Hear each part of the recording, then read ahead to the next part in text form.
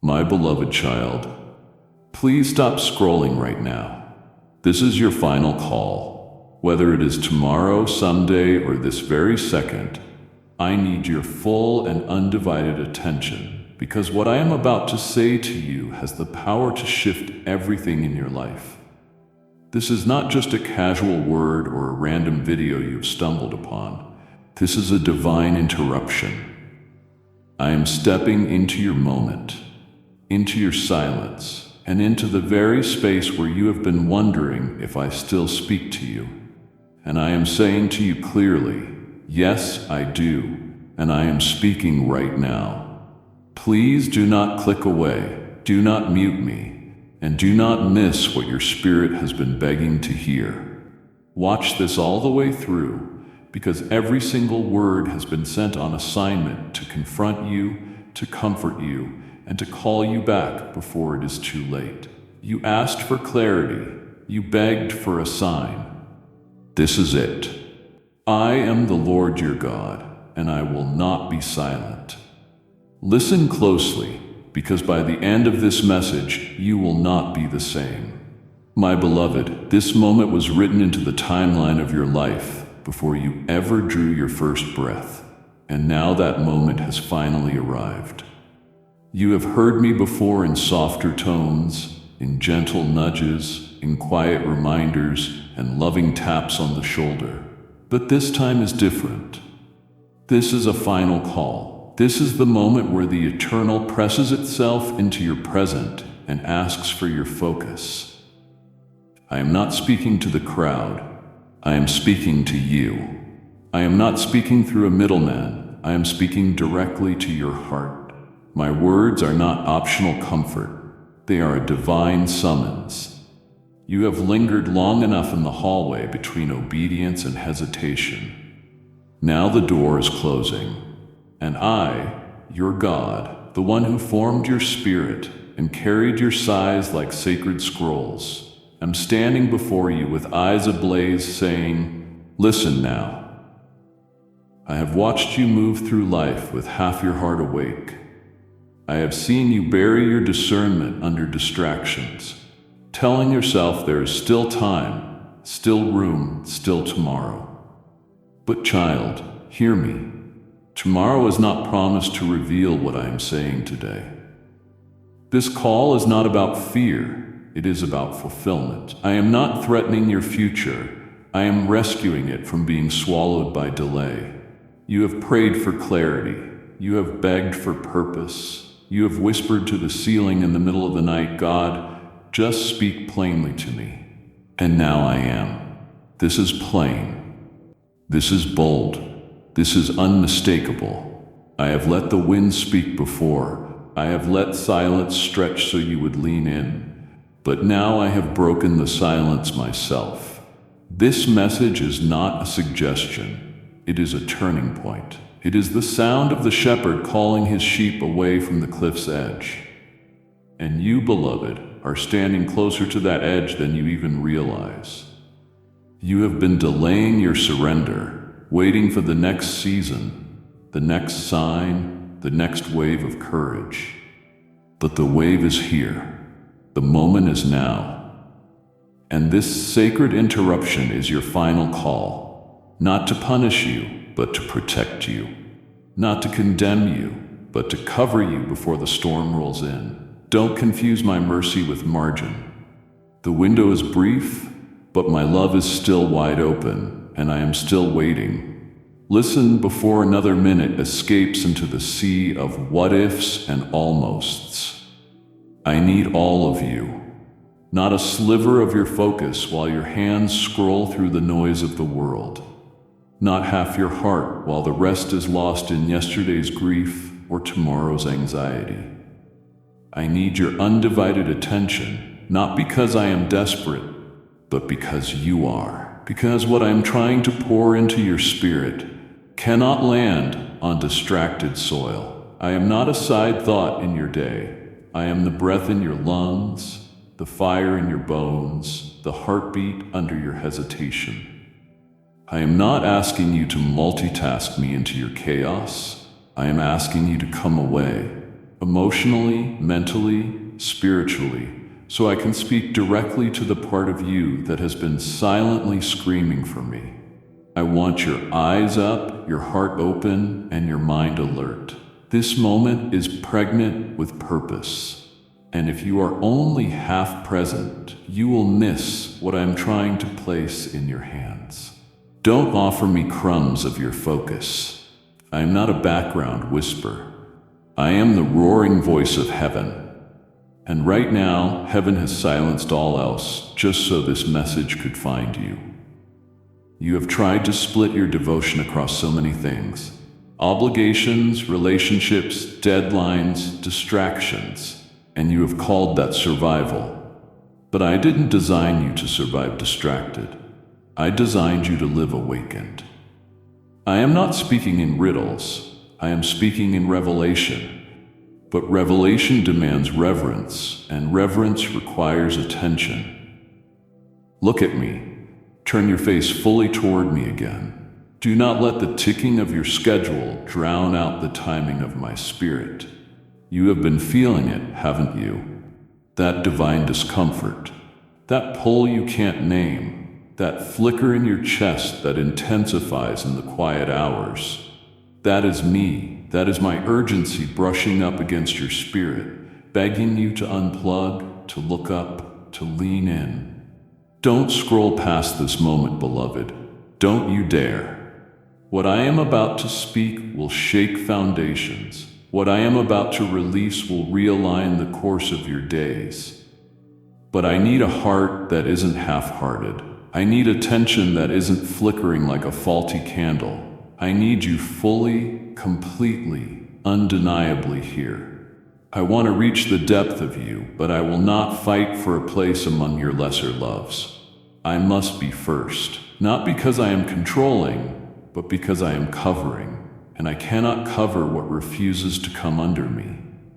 You have asked me for a breakthrough. You pleaded for clarity, and now I am here, not distant, not vague, not hidden behind religious performance. I am in this very moment, closer than the screen you are staring at, more real than the voice in your head.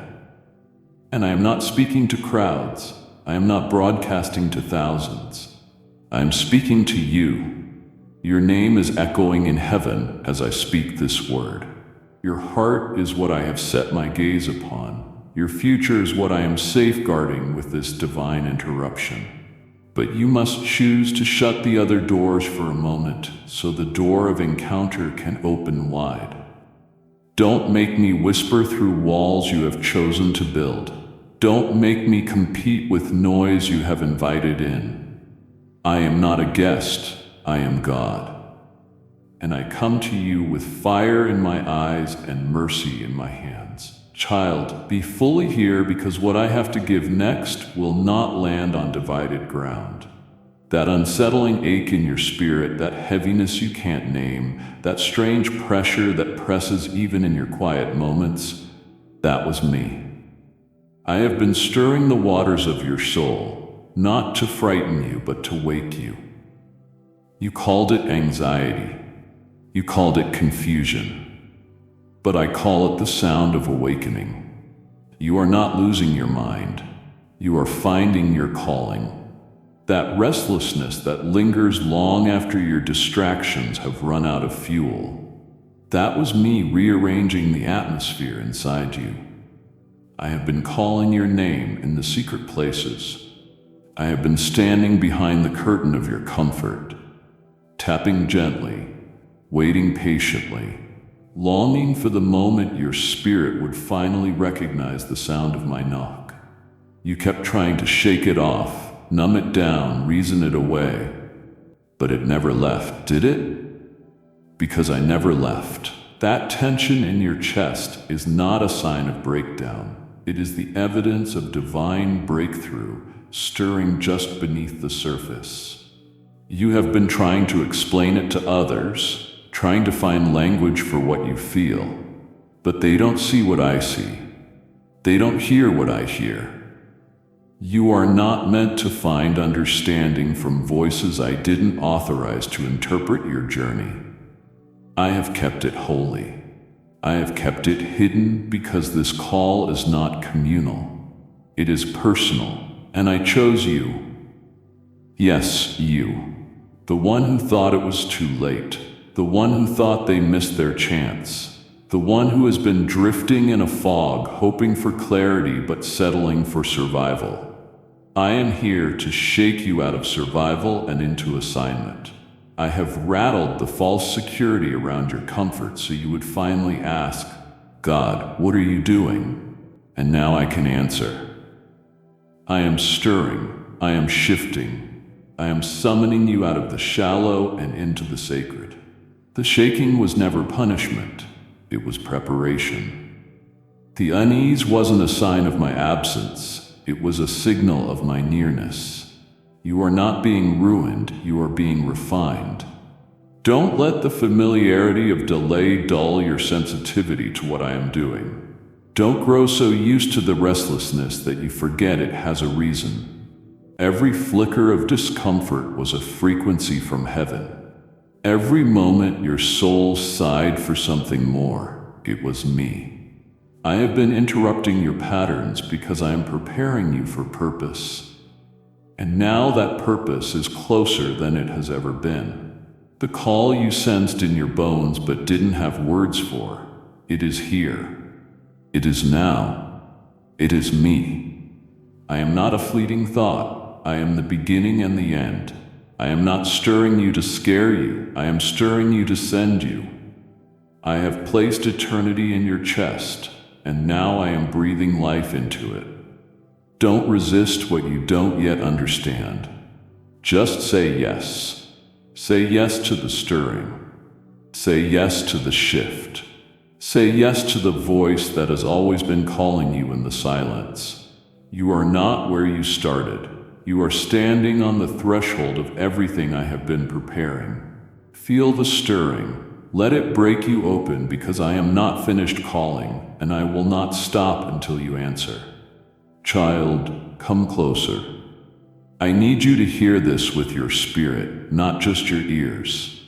Every moment you thought was wasted, every detour that made you doubt, every silence that stretched so long you questioned my love, it was never punishment. It was protection. I was not punishing you with waiting. I was protecting you through divine withholding. Because what I am preparing for you is not cheap, and I do not place royal crowns on unready heads. You cried out for movement, for progress, for doors to open.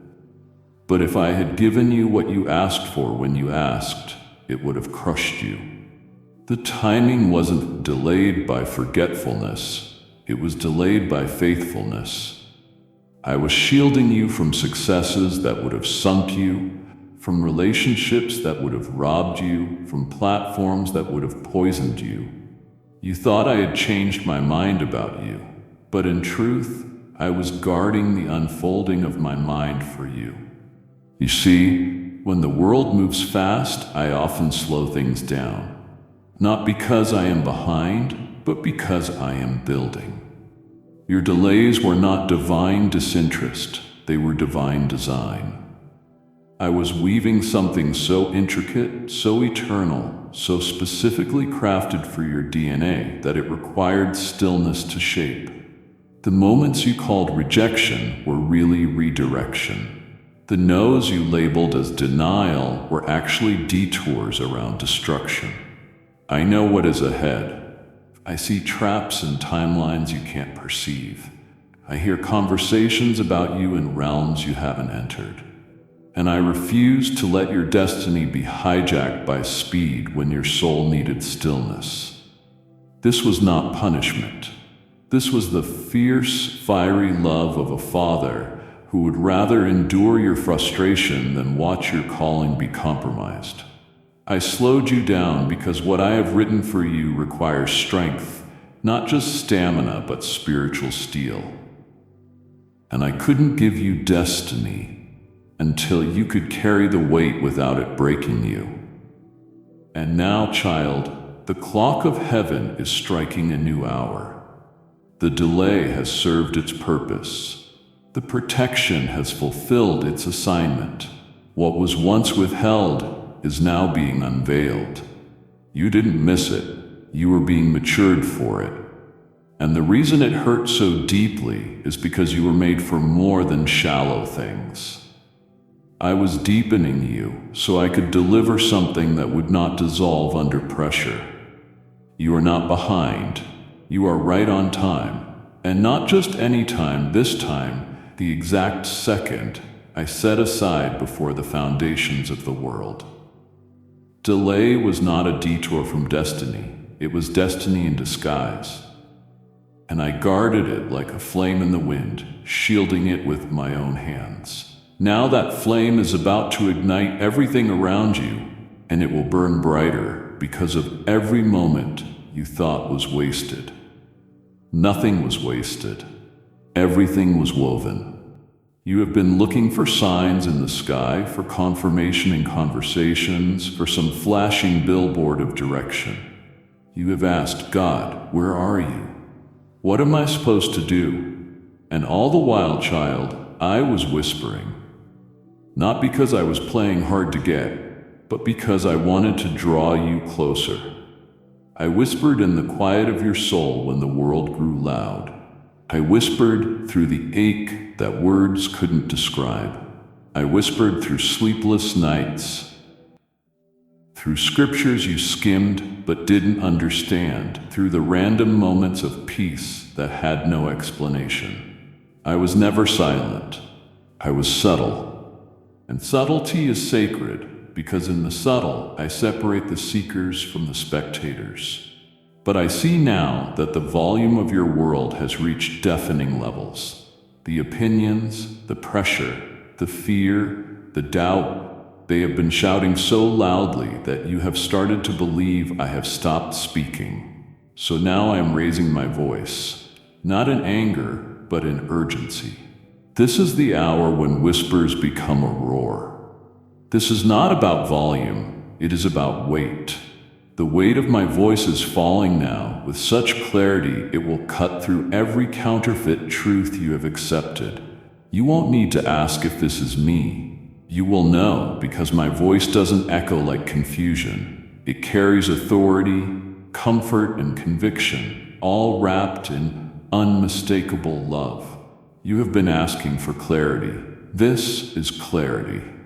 This is me, the Lord of hosts, the Lion of Judah, the lover of your soul, stepping into your atmosphere to make it known. You are not directionless. You are being directed. But my direction is not always logical. It is supernatural. It doesn't follow the maps of man. It follows the breath of my spirit. And I am breathing on you now. The reason I must raise my voice is because you are on the cusp of collision. My calling meeting your surrender. And I refuse to let noise rob you of what I have been preparing in silence. There is clarity coming, but it requires consecration. You cannot hear me clearly if you keep feeding the frequency of fear. You must tune your ears not to what is loudest, but to what is lasting. I will not compete with the world's chaos. I will outlast it, and those who hear me in this hour will walk in an authority they didn't earn, but were entrusted with. I want to entrust that to you, beloved. So yes, I am speaking louder now. And yes, it may feel like shaking because I am shaking loose every lie that tried to settle in your heart. You wanted a sign. This is it. You asked me to speak plainly.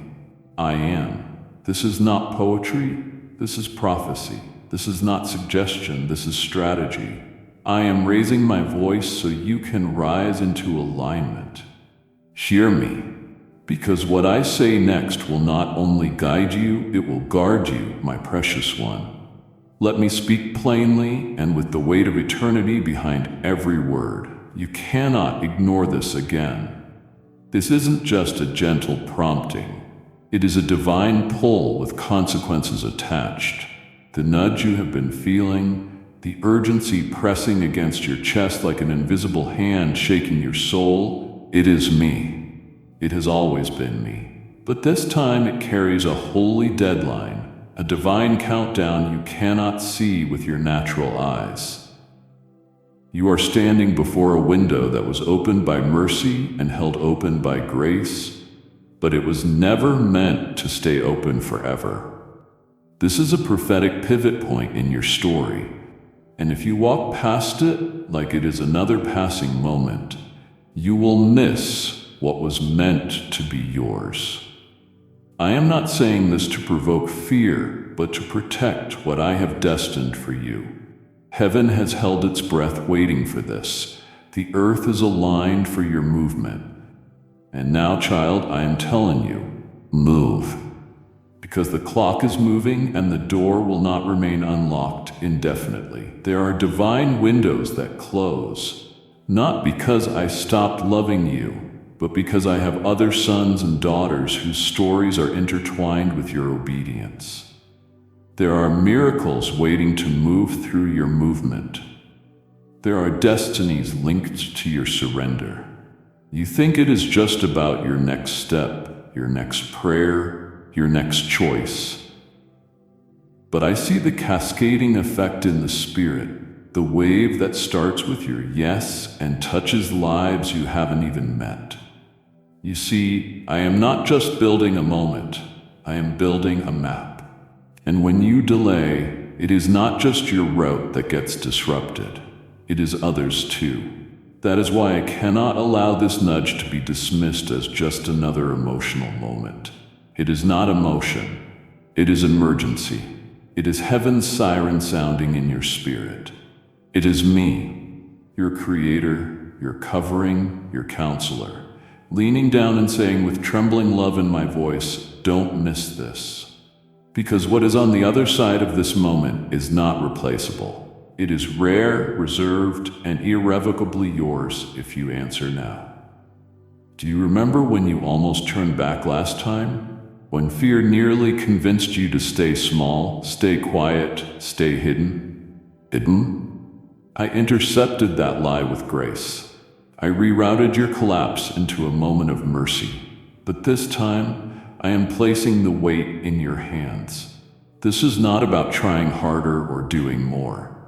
This is about responding. I am standing at the edge of the threshold with the oil of fulfillment in my hands, and I will pour it only on those who dare to step through the narrow place. I am not being harsh. I am being honest. The window is holy, but it is closing. And while I will always love you, what I want to do through you right now requires urgency. This is a marked moment in the story of your life, and heaven will not reopen this chapter in the same way.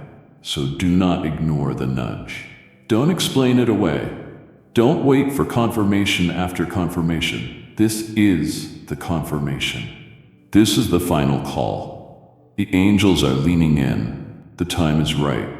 Step through, child. Step through before the closing sound is no longer opportunity but echo. Let's get this clear, beloved. I am not warning you because I am angry. I am crying out to you because I love you. This is not fear. This is fire. The kind of fire only a loving God can carry. The kind that purifies, that sanctifies, that won't stand by while you settle for a version of life far beneath what you were created for. My words are not laced with shame. They are saturated with passion. Passionate pursuit, passionate mercy, passionate desire for you to not miss this divine appointment. I have seen what is waiting on the other side of your yes. And I can no longer watch you hesitate at the door of your own destiny. You were designed for more, not fashioned for mediocrity. I breathed you into being for purpose, on purpose. And now my love is roaring with urgency because I cannot bear to watch you walk another day in delay, doubt, or disobedience. You keep calling it overwhelming, too big, too soon. But I call it right on time. I call it custom built. I call it an anointing just for you. I have placed keys inside your spirit that only fit the locks of this season. And I am not asking you to understand everything, only to trust the one who authored everything. My love is not timid. It does not whisper when danger lurks, it shouts. And that is what you are feeling now. Not fear, but the force of my unrelenting love refusing to stay silent while you entertain the lie that it is safer to stay stuck. That unrest in your chest, the tears that come without words, the dreams that won't die, those are not signals of chaos, they are signals of calling. And my love will not let you pretend you don't feel it anymore. It will pursue you until you respond, because I didn't form you in the secret place just to let you live a secret life. I am calling you out not to embarrass you, but to establish you. And child, hear this. I won't stop. I won't stop loving you with this holy insistence. I won't stop showing up in your silence. I won't stop circling your name in the heavens like thunder. You don't realize it yet, but I have been orchestrating moments, whispers, interruptions, all expressions of my persistent love. I love you too much to leave you comfortable in compromise. I love you too much to watch you sleep through your divine assignment. That is why this love feels weighty. That is why it burns like urgency instead of floating like sentiment. Because I am not interested in you being merely comforted. I want you to be commissioned. And I will wrap my call in love again and again until your bones can't sit still. Until your heart aches for the more you were made for. Until you move. This isn't manipulation. This is the manifestation of a love that fights for you. A love that sees the end from the beginning. A love that says, you are still mine and I am not letting go. I know the noise has been constant. The static of opinions, the sound of survival, the background hum of responsibilities that never pause. You have been moving through crowded spaces, both outside and within. And yet, beneath the buzz, beneath the busyness, there has been a sound louder than volume. It has been a pulse, a whisper, a knowing that refused to be drowned out. That wasn't your imagination. That wasn't coincidence. That was me. Underneath every conversation that left you empty, behind every plan that felt hollow, I was speaking. I have been trying to break through the surface tension of your life to reach the deep. I have been sounding the frequency of destiny, and your spirit, though weary, has been resonating with it. You couldn't put it into words, but you felt it. That ache, that internal awareness that said, there has to be more. That was me knocking. You see, I don't always shout above the crowd. Sometimes I settle in the silence underneath the chaos. I speak not to compete with the noise, but to outlast it. And you felt it, haven't you? That divine dissonance, the restlessness that follows the routines, the frustration with shallow answers and temporary fixes. That isn't dysfunction. That is divine discomfort. I have allowed it to grow louder because I want you to realize that the noise will never satisfy what your soul is longing for. You were not built to thrive on surface sound. You were created to respond to the voice of the one who made you.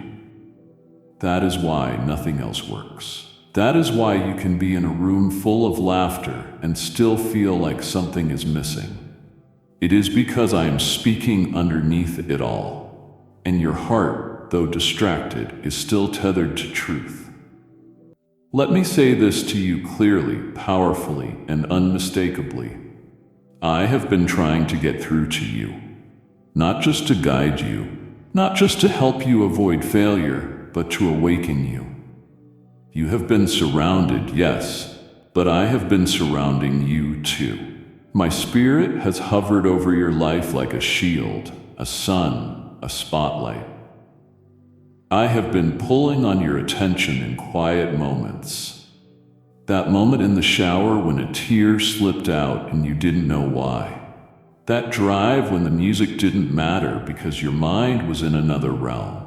That feeling that something was shifting even when everything looked the same. That is the space where I speak.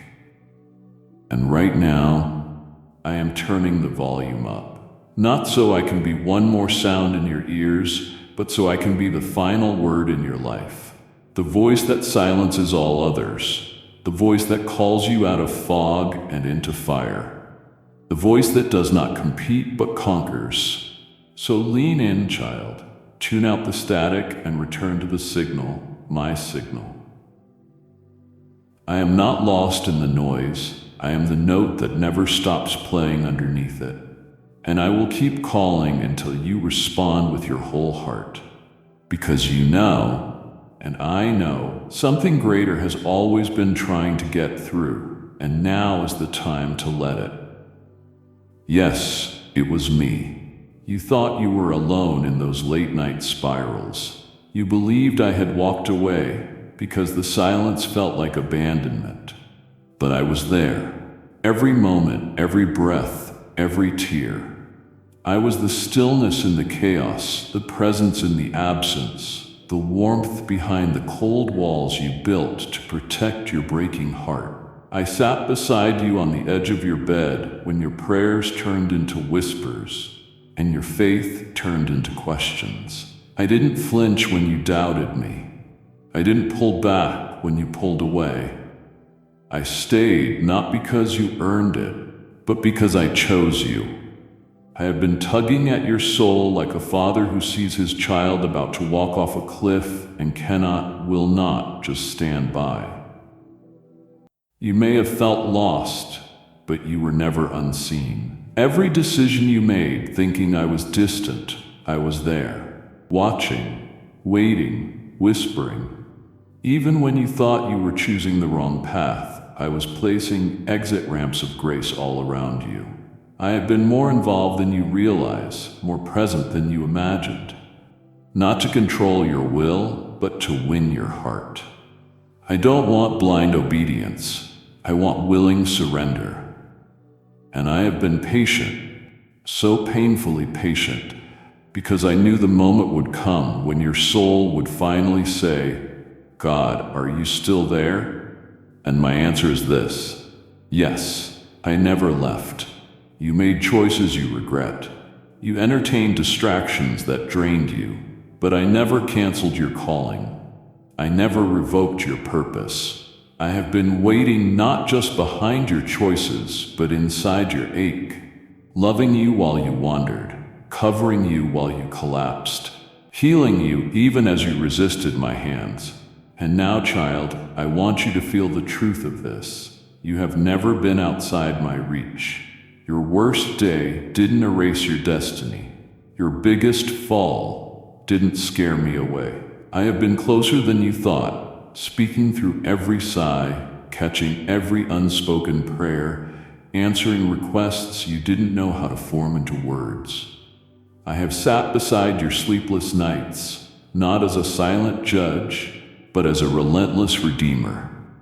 I have wrapped my presence around your anxiety like a blanket, waiting for you to realize that comfort has always been available, not as an escape, but as an encounter.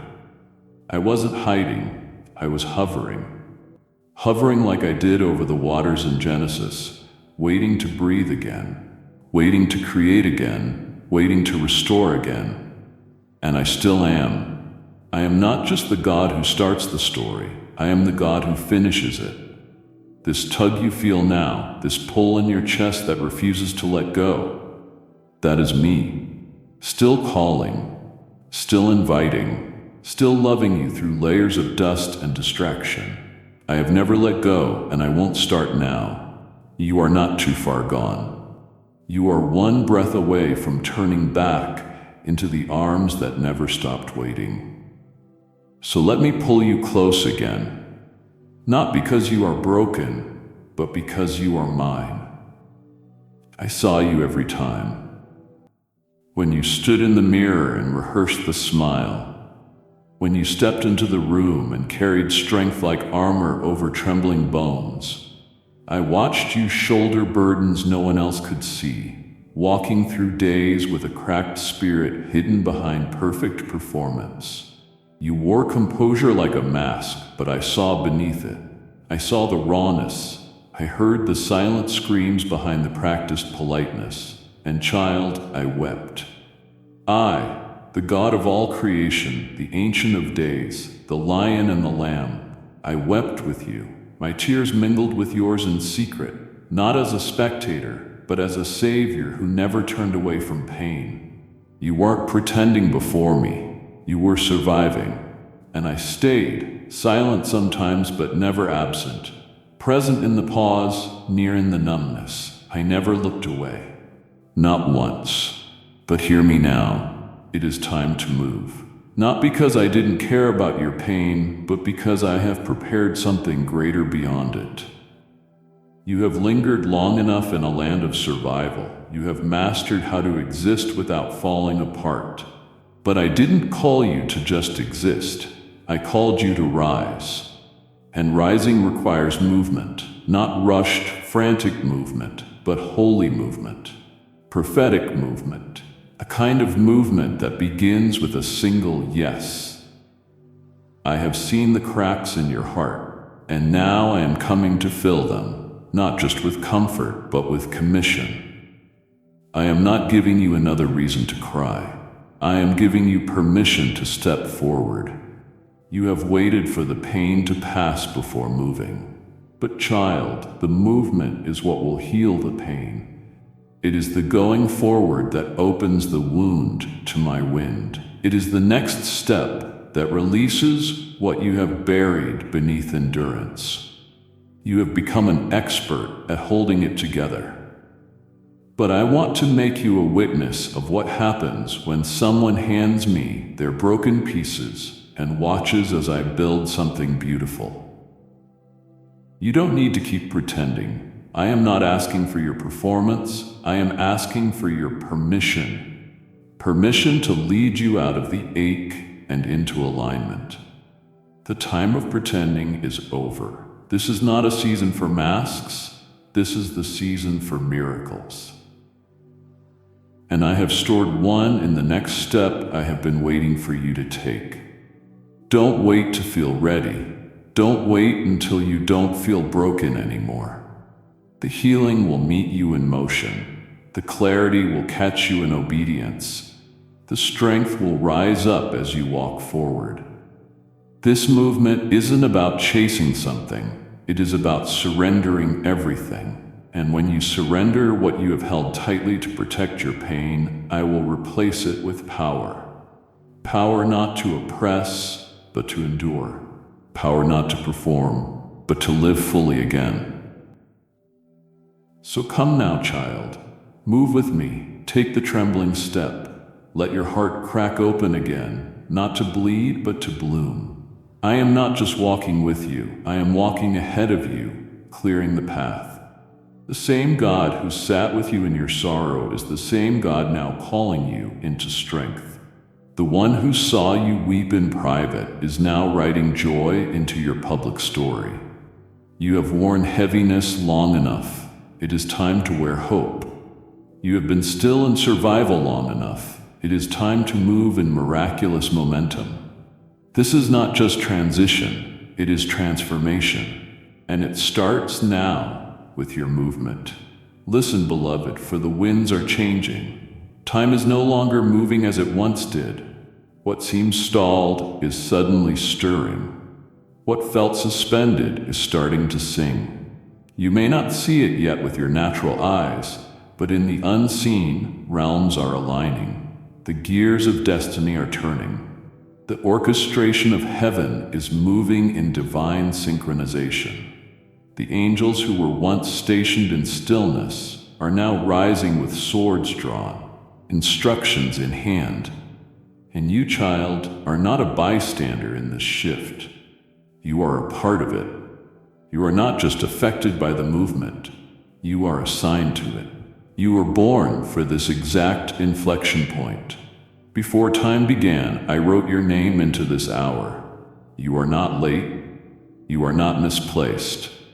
You are part of the prophetic release I have reserved for this moment in history. The delay was real, yes, I know. You felt it like a weight on your chest, a hope deferred that made your heart sick. You have walked through seasons where it felt like the promises stalled, like the clock stopped ticking over your name. But now that divine pause is breaking open. The shift is not only near, it is here. And you must understand this. What I am doing now is not a slow drip. It is a divine downpour. The things you have been waiting for in tears are now being released in torrents. And I didn't forget you in the wait. I was fortifying you for the release. I was aligning your spirit with my spirit. I was calibrating your heart to handle what others would mishandle. Because what I am about to release through your life is not ordinary. It is not repeatable. It is not generic. It is glory-shaped, handcrafted, heaven-timed purpose. And it is breaking open right now. Do you feel it? That trembling in the atmosphere, that spiritual pressure behind your daily routine. That is the buildup of fulfillment, pressing against the borders of your life. The dam is cracking. The sky is rumbling. What was paused is now prepared. And I didn't leave you out. I didn't pass you by. I preserved you. I positioned you. And now I am releasing you not into chaos, but into calling. Not into fear, but into fullness.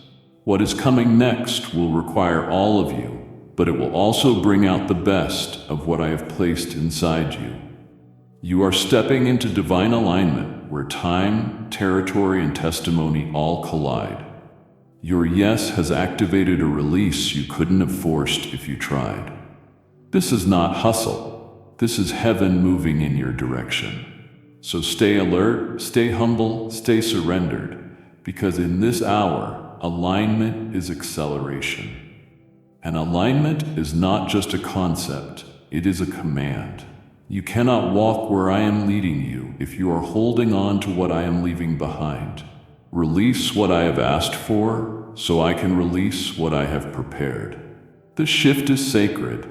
This timing is tailored, and your obedience is the key that turns the lock. You have been prepared for such a time as this, not just to witness my release, but to be a part of it. So rise, child. Rise into the rhythm of release, for what was once paused is now poised to pour, and I am choosing to pour it through you. Beloved, let me set you free from the lie that has lingered too long in your mind, the lie that you must fix everything behind you before I can move you forward. This is not about rearranging regrets or re-editing the past. This is about responding to the present. Because what I have prepared for you didn't begin with your mistakes. It began with my master plan. Before your first breath, before your first choice, before the first scar ever touched your story, I had already spoken destiny over you. I didn't wait to see if you would perform perfectly. I didn't pause to evaluate your worth. I declared it eternally, irrevocably, intentionally. And what I declared then, I still decree now. You are mine, and your purpose still stands. You keep turning around, trying to untangle your yesterdays before daring to step into tomorrow. But child, I don't need your history rewritten. I need your heart realigned. I am not the God who picks apart your past. I am the God who propels you through it.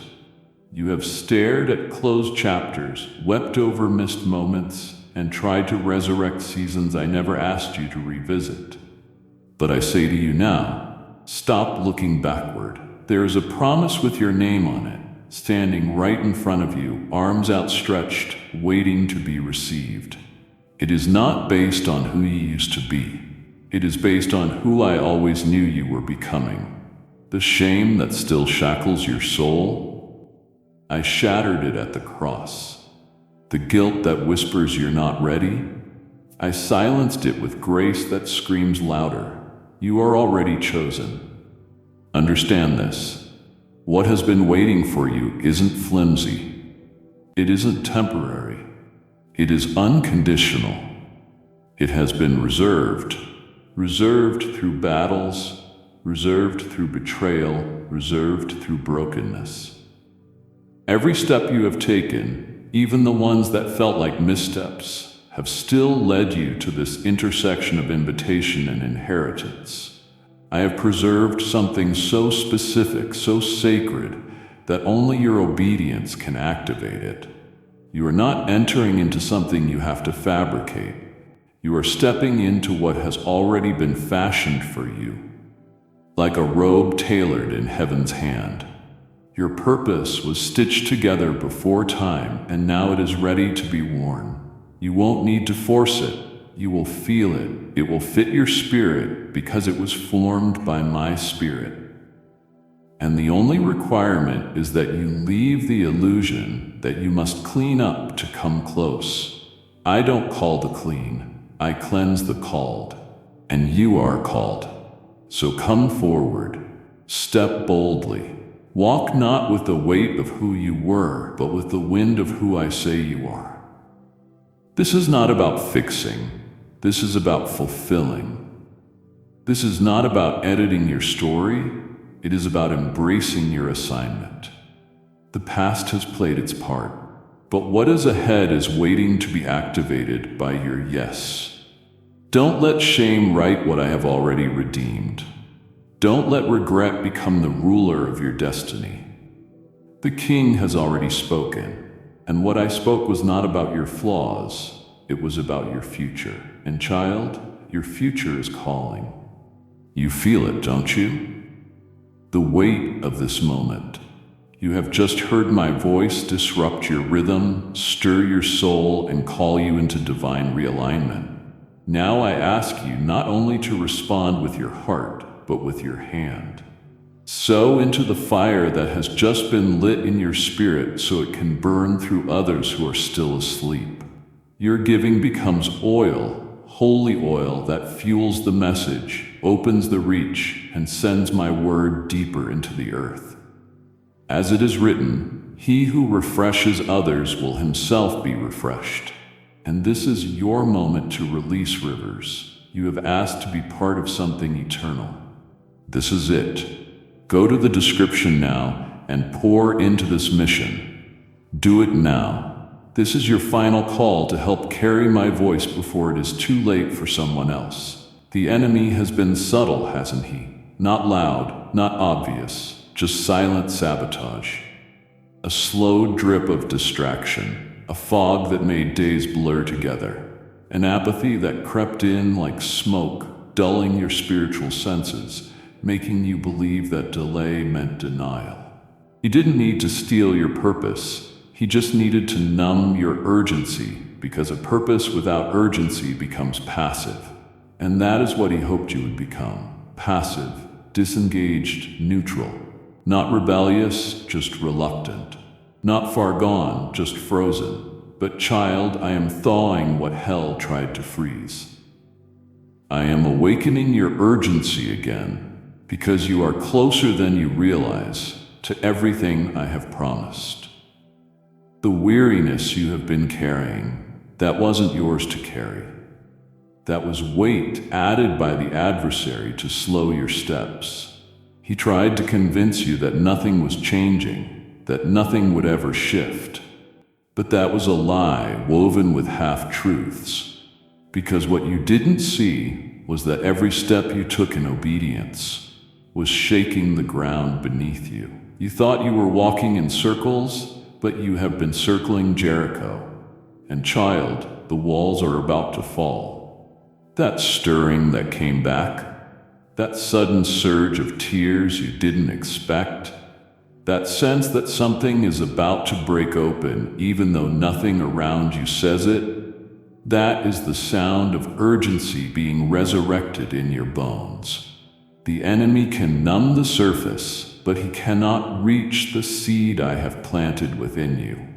And now that seed is sprouting again. You may not have shouted yet, but the seventh lap is near. And I am telling you, it is closer than you think. Let me remind you why urgency matters. Because every moment matters. Because your time is not random, it is ripe. Because heaven has scheduled things around your response. You think you have time to wait, but what if time has been waiting on you? What if the resources, the relationships, the revival you have been praying for are not stuck, but stationed, waiting for your yes to reach them? I am not pressuring you. I am positioning you because you are that close. You are standing at the hinge of holy timing, a divine tipping point.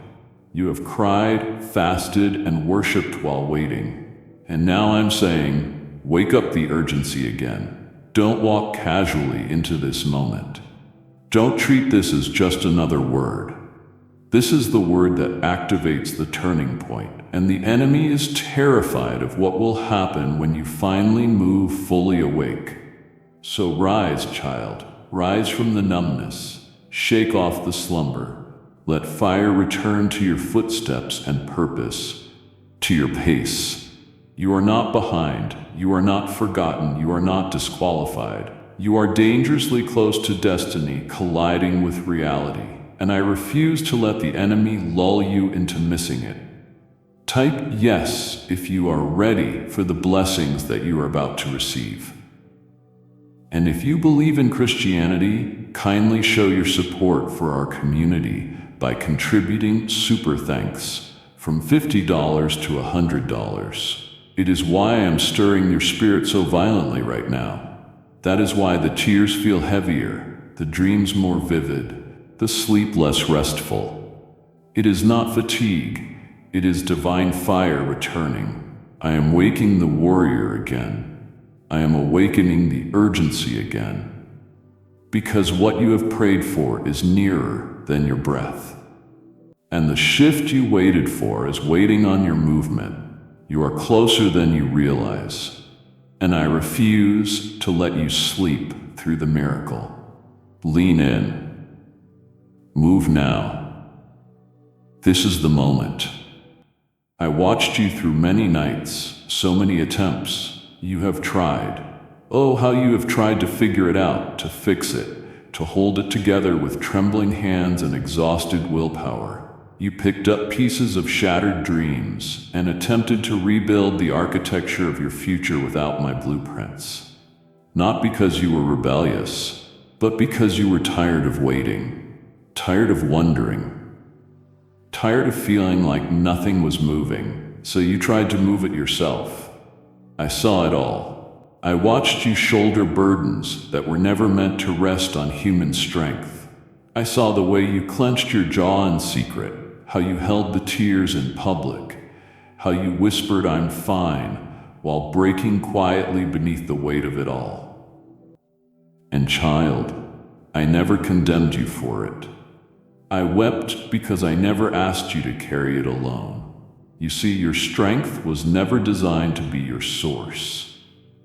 It was designed to be surrendered. You have been carrying dreams, decisions, and disappointments that have grown too heavy for one soul to bear. And here's the truth. You were never meant to. That pressure on your chest, that exhaustion that sleep can't fix, that is the consequence of divine misalignment, where your spirit is trying to function in roles that belong to me. I am your defender, I am your provider, I am your strategist, I am your strength. And still, you have been trying to be all those things to yourself. Not because you lack faith, but because you have been afraid. Afraid that if you let go, it will all fall apart. Afraid that if you stop pushing, nothing will move. But child, what if letting go is the very thing that unlocks the breakthrough? What if surrender isn't weakness, it is warfare? What if putting it in my hands is the greatest act of power you can make in this season? So now I am calling you, not gently, but urgently. Hand it over. All of it. Not just the parts you have deemed too heavy. Even the parts you think you can manage. Even the plans you think are working. I want it all. I am not a part-time savior. I am not interested in co-piloting your future. I want full control, not because I crave dominance, but because I offer deliverance. You don't need to navigate the storm. You need to rest in the boat with the one who commands the wind.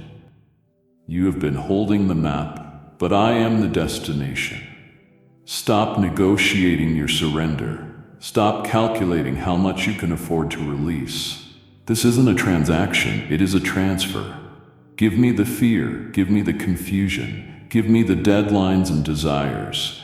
Give me the weight of decisions that have paralyzed your peace. I already carried it to the cross. Let me carry it now again for you. This is not just a kind invitation. It is a divine directive, because your next step requires hands that are empty enough to receive what I am about to place in them. You can't take hold of new instructions while still clinging to old expectations. Let me be the one to lead. Let me take the wheel. Let me rewrite the script you have been trying to perfect. I will not shame you for trying. I honor your fight. But I also call you higher. And higher, child, means lighter. Because where I am taking you, you won't have time to carry what never belonged to you in the first place. Lay it down. Lay it down completely. The strength I am giving you next doesn't come from striving. It comes from surrender. And I am waiting not to punish, but to lift you out of what has been pulling you under. This is your moment to hand it over, and I promise I will never drop what you place in my hands. Child, listen to me. Really listen. I am not waiting for a version of you that has it all figured out. I am not standing at the end of some flawless performance, applauding only when you have reached perfection. I never asked for that. I never wanted that. What I want, what I have always wanted, is your heart. Not your resume, not your spiritual achievements, not your carefully curated faith. Just you. Right now, in the state you are in the mess and the questions and the aching, with the doubts still unresolved and the wounds still healing. I want the raw version, the real one, the one that cries in the car and smiles in the mirror. The one that believes on Sunday but wrestles by Wednesday. That is the heart I am after. That is the offering that moves me, not polished, just present. You thought you had to bring me your best, as if I only draw near when your life is tidy. But child, I came for the broken. I died for the shattered. I rose for the ones who couldn't pull it together. So why would I now require the thing I never demanded to begin with? Do you think I didn't see the nights you couldn't pray, so you just breathed? Do you think I missed the moments when you felt numb but still showed up? That is worship. That is pursuit. You have given me more than you know, and now I just want you to come as you are. I am not afraid of your mess. I am already in it. I am not put off by your questions. I have already written the answers. I am not waiting for a better version of you to finally love. I have loved every version fully, relentlessly, eternally, and I still do. What I am asking for now is simple but sacred. Your presence, not your perfection, your presence. I want you to come to me without the pretense, without the performance, without the pressure. Let the walls fall, let the mask drop, let your soul exhale, because I already know you, intimately, tenderly, completely. I know what scares you, I know what inspires you. I know where you are bleeding and pretending you are not, and I love every detail. When I formed you, I didn't just give you life, I gave you my attention. You have never gone unnoticed. And now I'm asking for your notice in return. Look at me. Bring me your gaze, bring me your tears, bring me your time. I want your heart, child, not later, not after the healing, not after the promotion, now. So don't hold back, don't wait until you feel ready. If you are breathing, you are ready. If your heart is beating, it is ready. I am not measuring you, I am welcoming you. And all of heaven is leaning in for the sound of your yes. This is not about arrival, it is about access. And access begins when your heart opens. So open it now. Let me in, not into the cleaned up version of your life, but into the real one, the daily one, the one with cracks and corners. I will sit with you there. I will love you there. And from that place we will build something eternal. I am not demanding a display, I am inviting a dwelling, and it starts not with perfection, but with presence. Yours. Now. I know what you have been whispering in your heart. I have heard the quiet pleadings no one else has. God, just give me a sign. Show me you are in this. I hear the questions behind your faith, the longing behind your strength. You are not looking for a spectacle. You are looking for certainty. And here I am, not cloaked in thunder or lightning this time, but speaking in clarity through this sacred sentence. This is the sign. This moment, this message, these words. They are not random. They are not crafted by coincidence. They are me, your God, interrupting your timeline to say, I see you, I am here, and I am calling you to stop waiting and start responding. You wondered if it is really me. You have wrestled with a voice in your spirit, wondering if it is just your own thoughts or something more. But child, I am confirming now what you felt all along. That nudge was divine. The stirring in your spirit wasn't imagination, it was invitation. I have been whispering, come closer through sleepless nights, through inexplicable tears, through the strange heaviness that won't lift until you surrender. You keep asking for a louder sign. But child, it is not volume that is lacking, it is recognition. Because I have already been standing in front of you. In the quiet moments when everything else fades, I am there. Not a God far off, but the God who interrupts your thoughts with my voice. You don't need another burning bush. Beloved, you are the bush now, the one I am setting aflame with purpose. The fire you are feeling isn't fear, it is calling. The urgency isn't pressure, it is prophetic pull. I have orchestrated this encounter to remind you that heaven doesn't always come with trumpets. It often comes with trembling. The trembling in your soul that is the echo of eternity, reminding you this isn't just another moment, it is the moment. This is the appointed time when you stop asking for more proof and start walking in the truth I have already spoken. Because faith doesn't wait for more signs.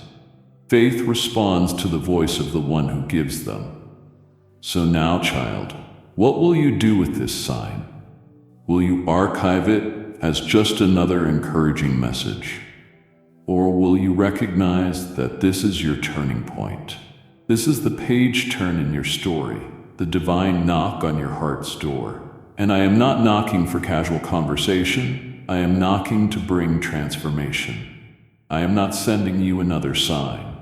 I am the sign, standing before you, speaking through this message, waiting not for your performance, but for your permission. You have asked for direction. I have answered with my presence. Now come. Step forward. The time for waiting has passed. This is the moment to move. I know you have been trying to make sense of it all, piecing together how the promises I gave you could possibly unfold. You have held my words in one hand and your current reality in the other. And you have asked, but how, God? How could this even happen now? And I hear that question not with irritation, but with intimate compassion. Because I understand your mind. I shaped it. I wired you to want understanding, but there is a difference, child, between wisdom and control. And the moment you try to calculate what I have called, you step out of trust and into anxiety. That is why your peace has felt like sand slipping through your fingers. You have been trying to engineer a miracle, forgetting that miracles don't obey math, they obey me. You see, I never asked you to understand the mechanics. I asked you to believe my word that created the universe, my word that is holding you right now. Stop trying to figure it out and just trust me. I am the Lord, your God, and I have got you. My word that I speak over you cannot return void. It is the same word that holds the galaxies in place, the same authority that commanded light to break through darkness. And I spoke that same unshakable word over your life. So why do you doubt now?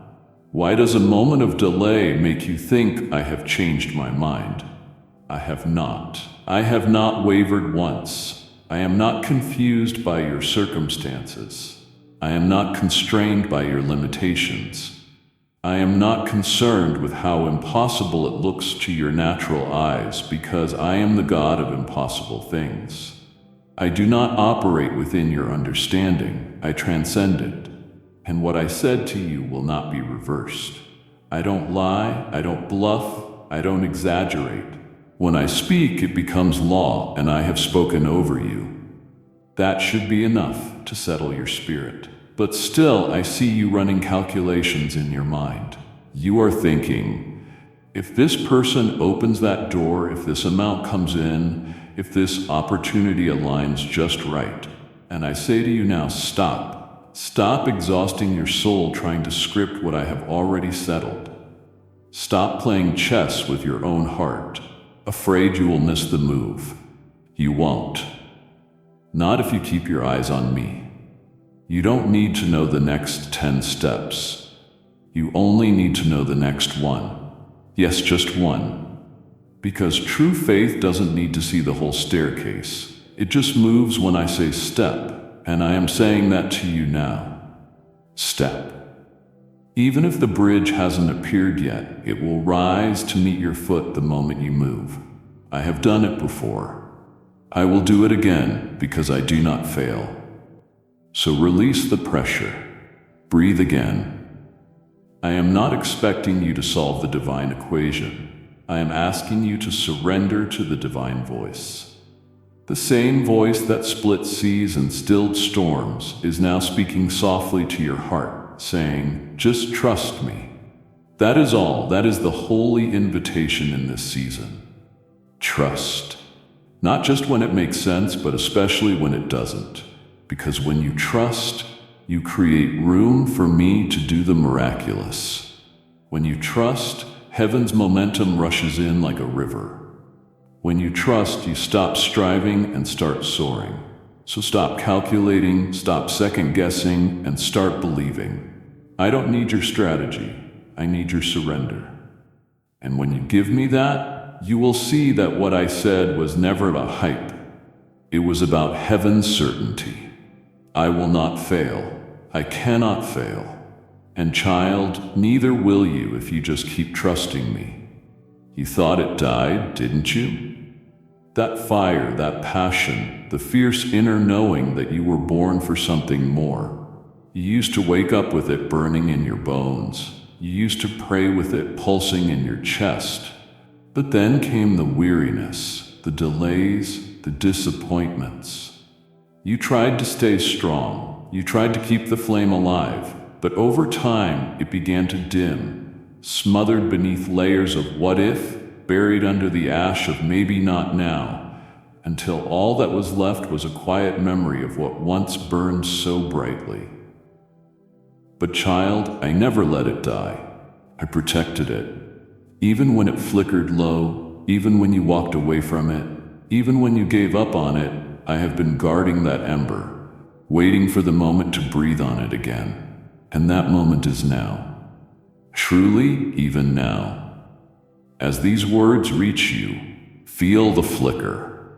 That isn't nostalgia. That isn't just emotion. That is awakening. That is me, your God, blowing gently, then forcefully on the embers of your soul. You were never meant to live without fire. The world taught you to dim it. Religion told you to tame it. Pain tried to extinguish it. But I created it. I placed it in you before you ever had words for it. It is your divine signature, heaven's fingerprint etched into your spirit. And no matter what has tried to cover it, it still lives. And now I am commanding it to burn again. Not a spark, not a flicker, but flames. Wild, holy flames that consume fear, devour hesitation, and blaze a path into the future. I have spoken over your life. You see, I am not calling the passive version of you. I am calling the fiery one. The one who used to dream big. The one who used to intercede with boldness. The one who felt my nearness like breath. That part of you is not gone. It has just been sleeping. But I am waking it now. No more lukewarm living. No more half-hearted movements. No more living off the echoes of old encounters. I want fire again. I want your heart to burn like it did before life tried to freeze it. I want your prayers to shake the heavens. I want your vision to catch flame. And I promise, as you let me breathe again, that fire will not just return. It will spread. It will ignite others. It will consume every excuse. It will transform the atmosphere around you. Because this time, the fire isn't built on feeling. It is built on faith. So rise, fire carrier. Let your soul awaken. Let your spirit erupt. This isn't the end. This is the rekindling. I am not mourning what you lost. I am reigniting what I planted. And this flame, it won't die again. Because this time, you are not tending it alone. I am blowing. I am burning. I am building in you something eternal. Watch the fire grow. Watch your passion return. Watch your spirit roar. The embers never died, and now they burn again. Let me tell you something you have misunderstood for far too long. This isn't punishment. What you have been through, the losses, the detours, the delays, they were never designed to hurt you. They were orchestrated to heal you. I know that doesn't make sense when you look at the pain. I know the scars feel like reminders of what went wrong. But child, they are actually markers of where I met you. What you call survival, I call sacred shaping. I never abandoned you. Not once. Even when it felt like everything was stripped away, I was weaving glory into your grief. I wasn't disciplining you like a judge. I was preparing you like a father. And preparation often comes wrapped in unfamiliar packaging. It looks like loss, but it brings lasting weight. It feels like silence, but it births supernatural strength. You have asked, why did it have to be this hard, this long, this hidden? Because what I am building in you is not shallow. It is not temporary. It cannot be rushed. I was not interested in giving you a quick blessing that wouldn't last. I was forming something foundational, something eternal. You were not being overlooked. You were being overhauled. The pressure you felt, that wasn't rejection. It was the press of refinement. Gold must be refined. Oil must be crushed. Wine must be pressed. And you, beloved, are my precious vessel. I couldn't afford to let you rise prematurely, untested, unanchored.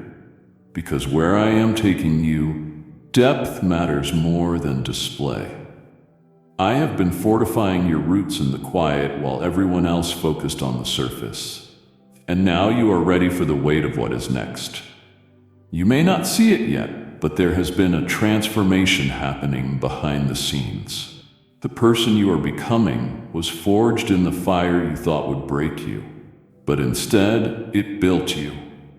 Heartbreak produced compassion. Betrayal sharpened your discernment. Delay cultivated endurance. Everything the enemy meant for harm, I have turned into a training ground for glory. And now you carry something heavier than pain. You carry presence. You have been marked by experience, but you are about to be moved by purpose. Because I am no longer preparing you in private just to keep you hidden. I am bringing you forth full of grace, full of oil, full of authority, born from suffering. This is not your breakdown. This is your breakthrough. So hear me clearly, child. I was never punishing you. I was preparing you. And you have passed the test. You have endured the crushing, and now I am calling forth the pouring. You will pour wisdom. You will pour revelation birthed in the silence of the storm, and others will drink from what nearly drowned you. Because this is the season of divine reversal. What was meant to weaken you has woken you up. What was meant to bury you has birthed you.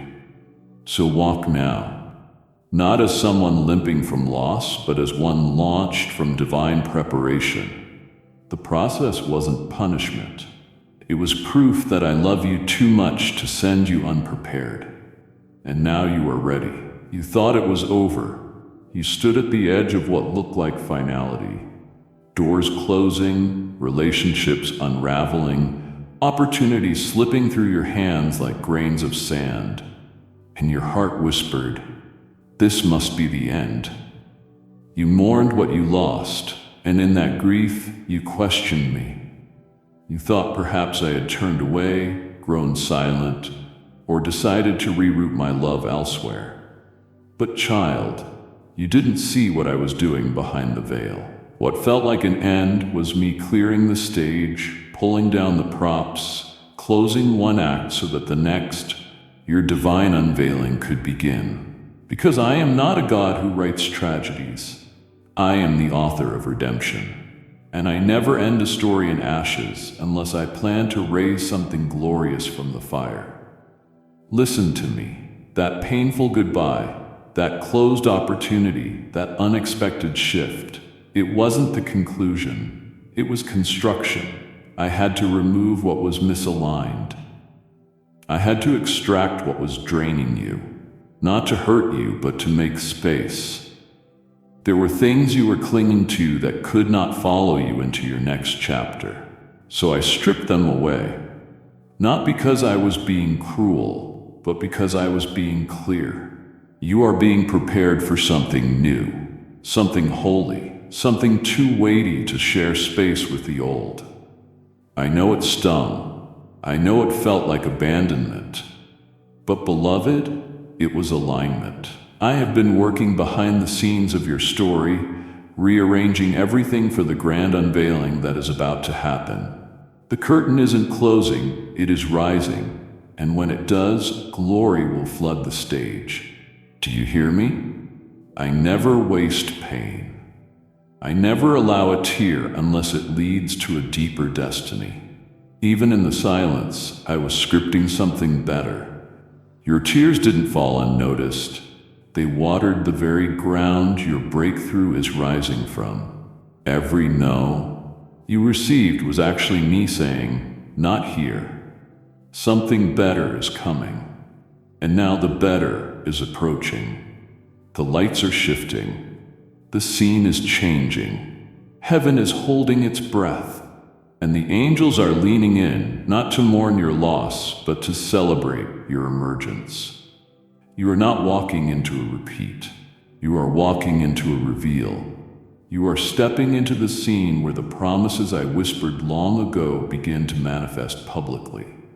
What was hidden will be highlighted. What was buried will be birthed.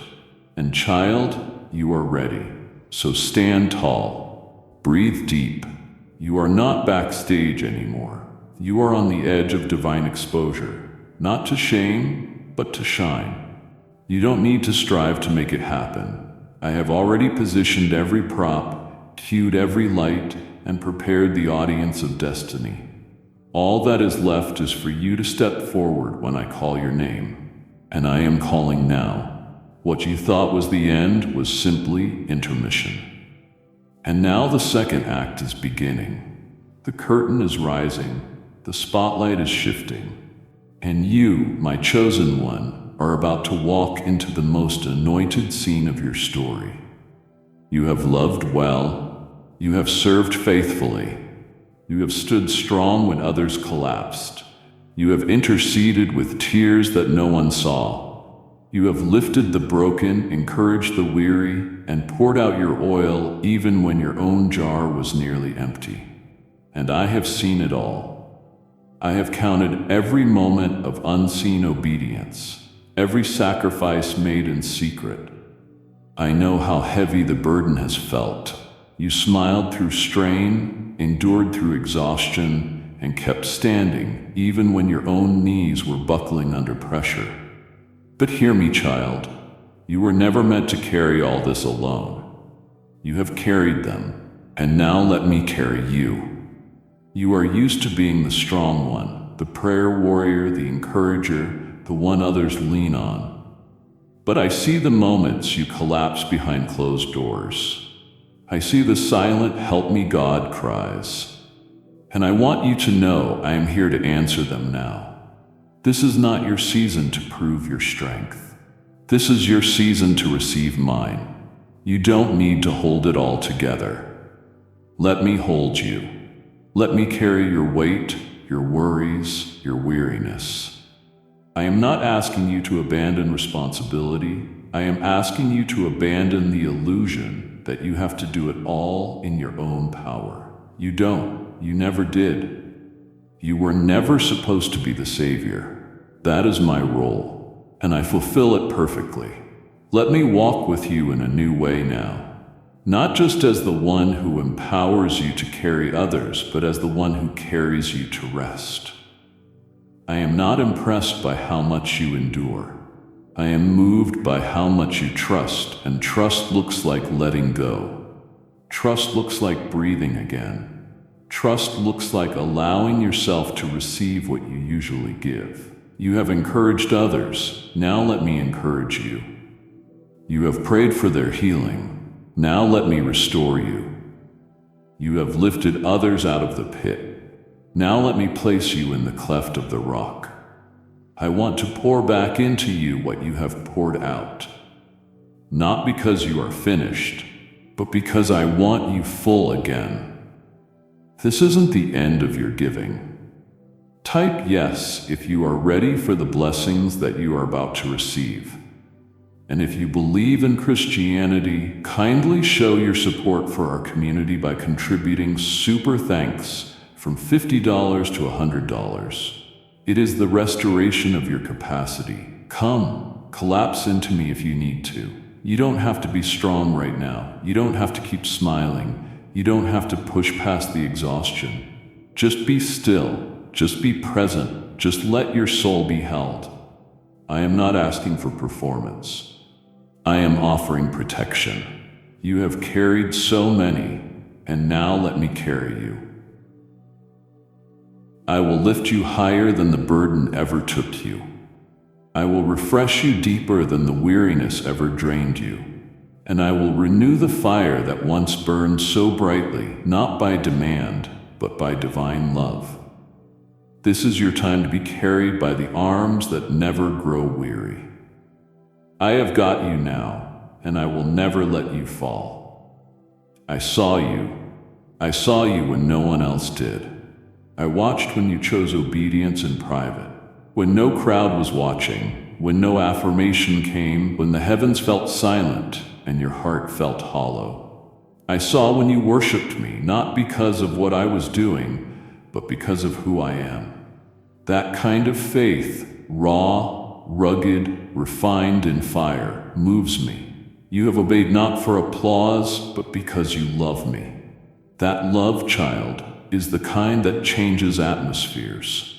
You have walked faithfully through a wilderness that seemed endless. You have endured delay without bitterness, chosen purity over popularity, and stayed surrendered when others sold out. And now I am speaking something sacred over you. The silence is breaking. What you didn't know was that every act of quiet obedience was echoing in the courts of heaven. While it felt like nothing was moving, angels were being dispatched. While it felt like your voice was unheard, your obedience was shaking principalities. While it seemed like the heavens were silent, I was setting the stage. You have been tested, refined, proven, and now your obedience is about to speak, not just to the world, but to the spiritual realm. Your faith has built a platform for my power.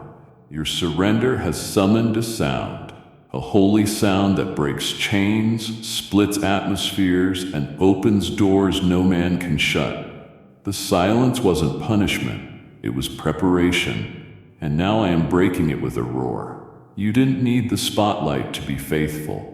You needed me, and you proved that. You proved that I am enough, and now I will honor you in ways only heaven can orchestrate. What you did in the dark, I will now reward in the light. This is your Luke 12:3 moment. What you whispered in secret will be shouted from the rooftops. But it won't be your name that is shouted. It will be my name through your story. Your testimony is about to carry thunder.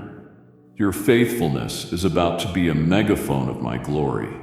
You are a walking altar, a living message, a burning torch. And I am about to raise you up, not as a celebrity, but as a sign. A sign that I still reward faithfulness, that I still honor purity, that I still raise up those who bowed low in secret.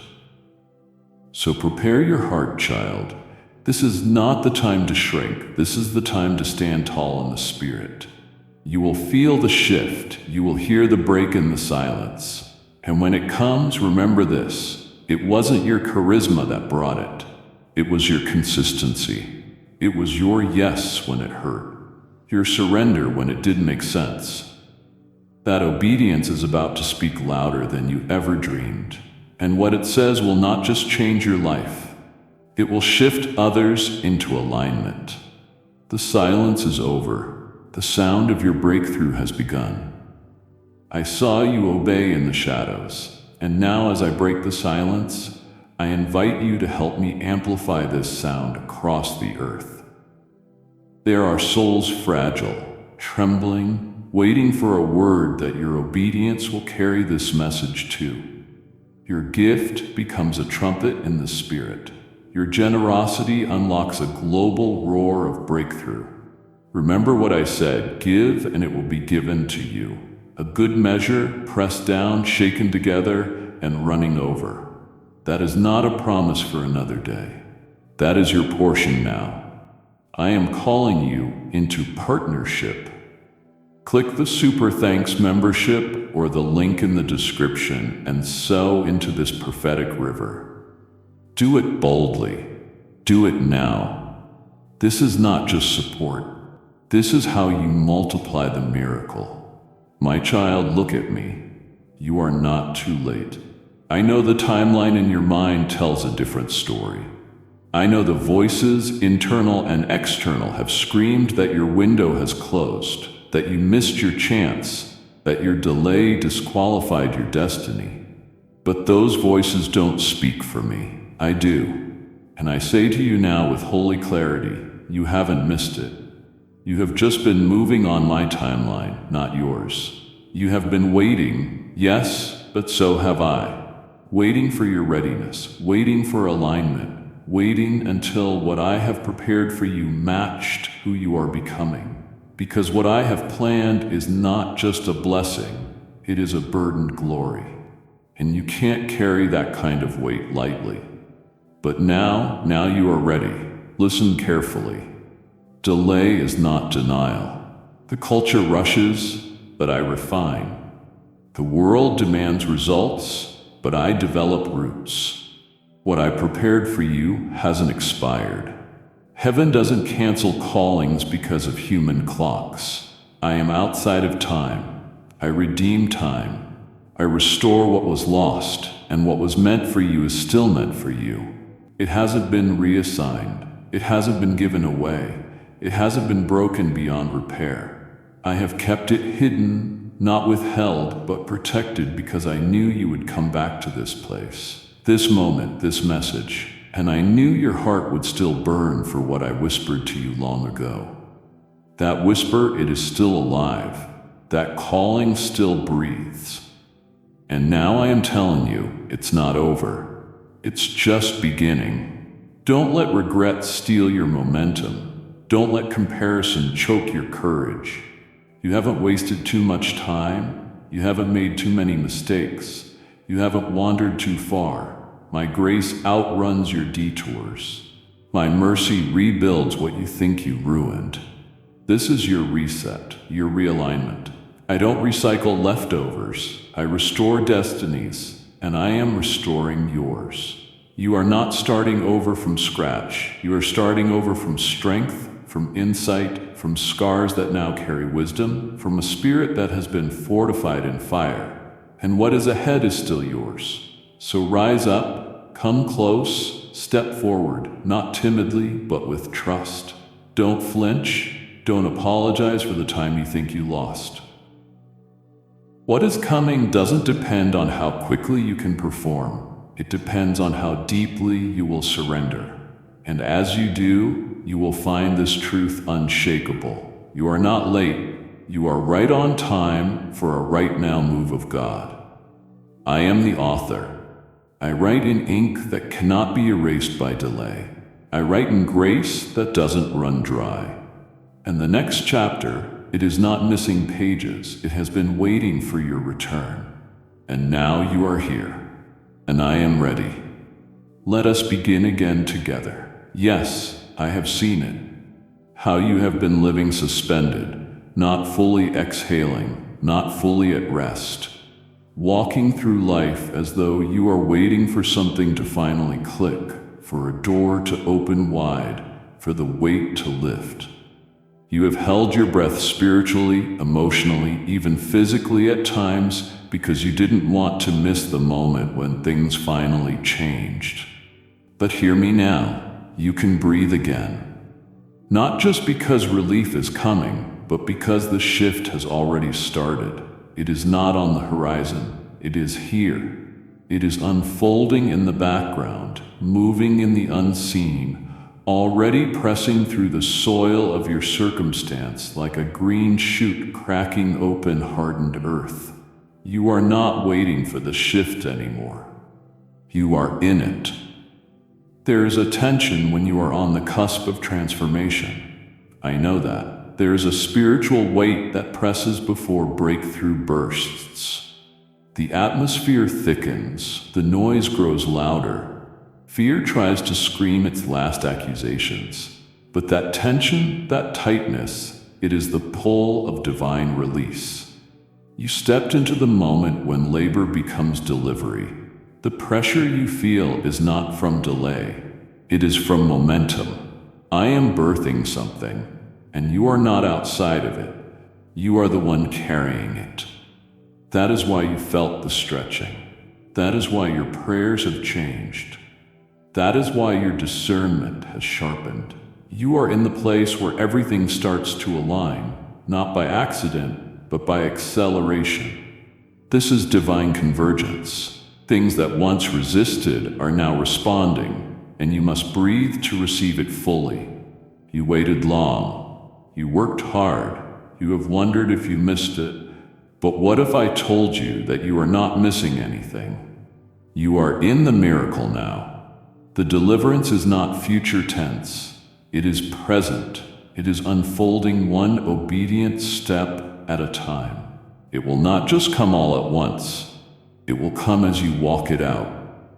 You will see the shift in your spirit first, the internal peace, the lifting of confusion, the boldness returning where weariness used to reign. And then you will see it around you. Doors you stopped knocking on will open. Conversations you gave up on will reignite.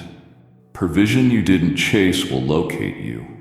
Not because you performed well, but because you endured faithfully. And now that endurance is becoming evidence. A wind is shifting. The terrain is changing, and your lungs are free to breathe again. So do it now. Take a deep, holy breath. Inhale my presence. Exhale the fear. Breathe in hope again. Breathe in clarity.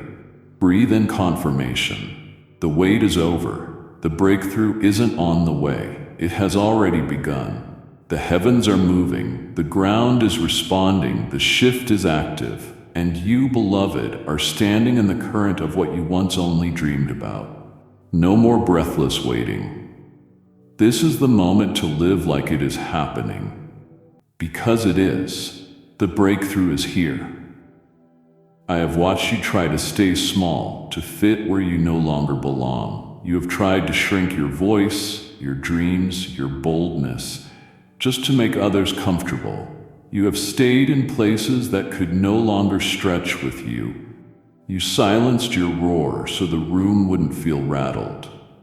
But child, no more. You were never meant to stay hidden in a place that has already finished its assignment in your life. The discomfort you felt isn't rebellion, it is revelation. You are outgrowing the room. Your spirit has expanded. Your purpose has grown, and I am calling you out of containment into consequence. Because the next door is opening, and you must be ready to walk through it without apology. There is a part of you that feels guilt for growing. I see it. You don't want to leave others behind. You don't want to outpace your circle. But I need you to understand. Obedience is not abandonment. Leaving a place I have released you from isn't betrayal. It is bravery. You have tried to pour fresh oil into old wineskins, but it leaks. And you have wondered why your fire dimmed, why your clarity blurred, why you felt boxed in. It is because the room that once served you has now become a cage. And I didn't call you to be caged. I called you to carry fire, and fire doesn't fit inside confined spaces. It consumes them with holy discontent, a divine agitation. That is me saying it is time to exit. There are places, people, and positions that can't come with you now. Not because they are bad, but because they are complete. Their purpose in your journey has been fulfilled. And if you stay, you will begin to shrink what I am expanding. You were made to take up space in the spirit. You were made to speak loud, dream wild, love wide, and move in miraculous magnitude. Stop apologizing for growing. Stop disguising your calling to blend in. You were never meant to blend. You were meant to blaze a trail. I am not just opening a door for you. I am pushing you through it, because if I leave it to you, you will second guess. You will try to explain. You will hesitate. But I love you too much to let you stay stuck in a room that no longer reflects who I have made you to be. So get ready. Step boldly. Don't wait for permission to leave what I have already called you out of. Your next assignment isn't waiting for consensus. It is waiting for your yes, and I will confirm it as you move. Clarity will come in motion, but oil will flow as you obey. The new room isn't just bigger. It is anointed. It is aligned with your current mantle. It is shaped for your fullness, and you will not have to shrink to fit this one. You will stand in it with authority. You will own it with grace. You will fill it with my glory. Because I am not just calling you out. I am calling you into more. And more, child, is what you were made for. I have seen you replaying it in your mind. Those moments you wish you could rewrite. The conversation that ended in silence. The opportunity that passed you by.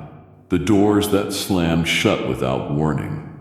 You lie awake sometimes wondering, if I had just made a different decision. If I had just acted sooner, if I had just prayed harder. But child, those thoughts are not from me. I am not the accuser. I am not the voice that shames or scolds. I am the Redeemer. And I say to you now, stop rehearsing what went wrong, because while you keep looking backward, I have already begun a work so fresh, so divinely orchestrated, that your past won't even have the vocabulary to describe what I am about to do. You walked through seasons that felt like loss, like mistiming, like divine silence. But what you didn't realize was that even in the middle of what looked like failure, I was planting something eternal. What you call wasted years, I call woven layers of preparation. What you call wrong turns, I call reroutes to a greater glory. You have been analyzing the past like it holds the key to your next step. But I am not building your future with recycled pain. I am creating something entirely new. This isn't a redo, it is a revelation. And the blueprint doesn't resemble anything you have experienced before. It is beyond the realm of what was. It is from the realm of what never yet has been. So stop letting shame rent space in your mind. You are not defined by what didn't work. You are not bound to what fell apart. I am not asking you to carry forward old strategies or stale dreams. I am doing a new thing. The kind of thing that causes rivers to form in deserts and roads to break through wastelands. I am not restoring you to what was. I am resurrecting you into what has never been seen before. And if you keep staring backward, you will miss what is rising in front of you. There is no precedent for what I am about to release through your life. That is why it feels unfamiliar. That is why it is stretching you. That is why you felt an ache and excitement at the same time. Because you have never walked this road, but I have prepared it. I am not asking you to understand it fully. I am asking you to embrace it boldly. Let go of the script you thought you would be living by now. Tear up the blueprint drawn in fear and performance. What I am crafting can't be compared to former things. It is higher, it is holier, it is heaven sent. And it requires you to release your grip on the ghost of what could have been, because what is coming will make the past irrelevant. You won't even need to explain the detours. The fruit will speak louder than the backstory. And when people ask how it happened, you will simply say, God did something brand new. So lift your eyes, open your hands. The old season is over. The page is turned. Now watch what I write next.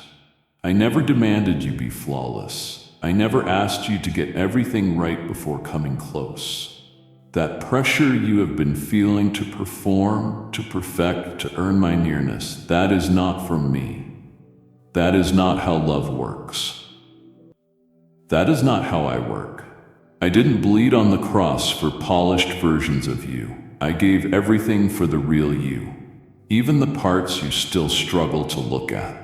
And now here I am knocking again, not as a judge demanding justice, but as a father asking for access. I am not asking you to fix it first. I am asking you to open the door. Because there are places in you I have longed to heal, but I need your permission to enter. I don't invade, I invite, and I wait for your yes. You have surrendered so many areas already.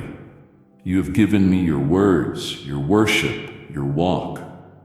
But there are corners still closed off, pain you have hidden, shame you have buried, fears you have dressed up as logic. I see them all. And I am not intimidated by a single one. In fact, those very places, those quiet, trembling, tear-stained places, are the precise locations I want to move in. Because transformation doesn't begin in the spotlight. It begins in the shadows. It starts when you stop performing and start presenting. Not the cleaned-up version, but the raw one, the broken one, the scared one. That is the version I died for, and that is the one I want to dwell with. Let me in, child. Let me into the doubt. Let me into the anxiety that wakes you at 3 a.m. Let me into the trauma that still makes your hands tremble. Let me into the places religion told you to hide, but my spirit longs to redeem. I am not deterred by your mess. I am drawn to it. Because when you give me access, I give you wholeness. I won't scold you, I will restore you, I won't shame you, I will shield you, I won't demand perfection, I will release peace. This is not about behavior modification. This is about heart-to-heart transformation. And it starts with permission. A whisper, a breath, a simple God come in. That is all I need. And I will flood every room of your soul with healing oil. So drop the act, tear down the walls. I am not asking you to be perfect. I am asking you to let me be God in the places you have kept hidden, because I already know, I already see, and I already love you. Now let me heal you. Let me fill you. Let me free you. What you have been trying to fix alone, I have already paid to restore, but I won't force my way in. I will wait for your yes, and the moment you give it, I will move. Not with condemnation, but with compassion. Not with a spotlight, but with surgical precision. Because this is personal. This is sacred. This is the moment your secret places become sanctuaries, and I am ready to move the moment you let me. You have been staring into the unknown, haven't you? You've been asking, Lord, where are we going? You can't see the full picture. You can't map out all the details, and the uncertainty has tried to bind you in fear. It has whispered that you are unqualified. It has made you question every step forward. But hear me now, child. I have already gone ahead of you. Before you ever arrived at this crossroads, I walked the path. I cleared the debris. I routed danger. I planted signs of grace in places you haven't even seen yet. You are not stepping into chaos. You are stepping into a carefully constructed outcome divinely architected by me. Yes, it looks unfamiliar. Yes, it feels uncomfortable.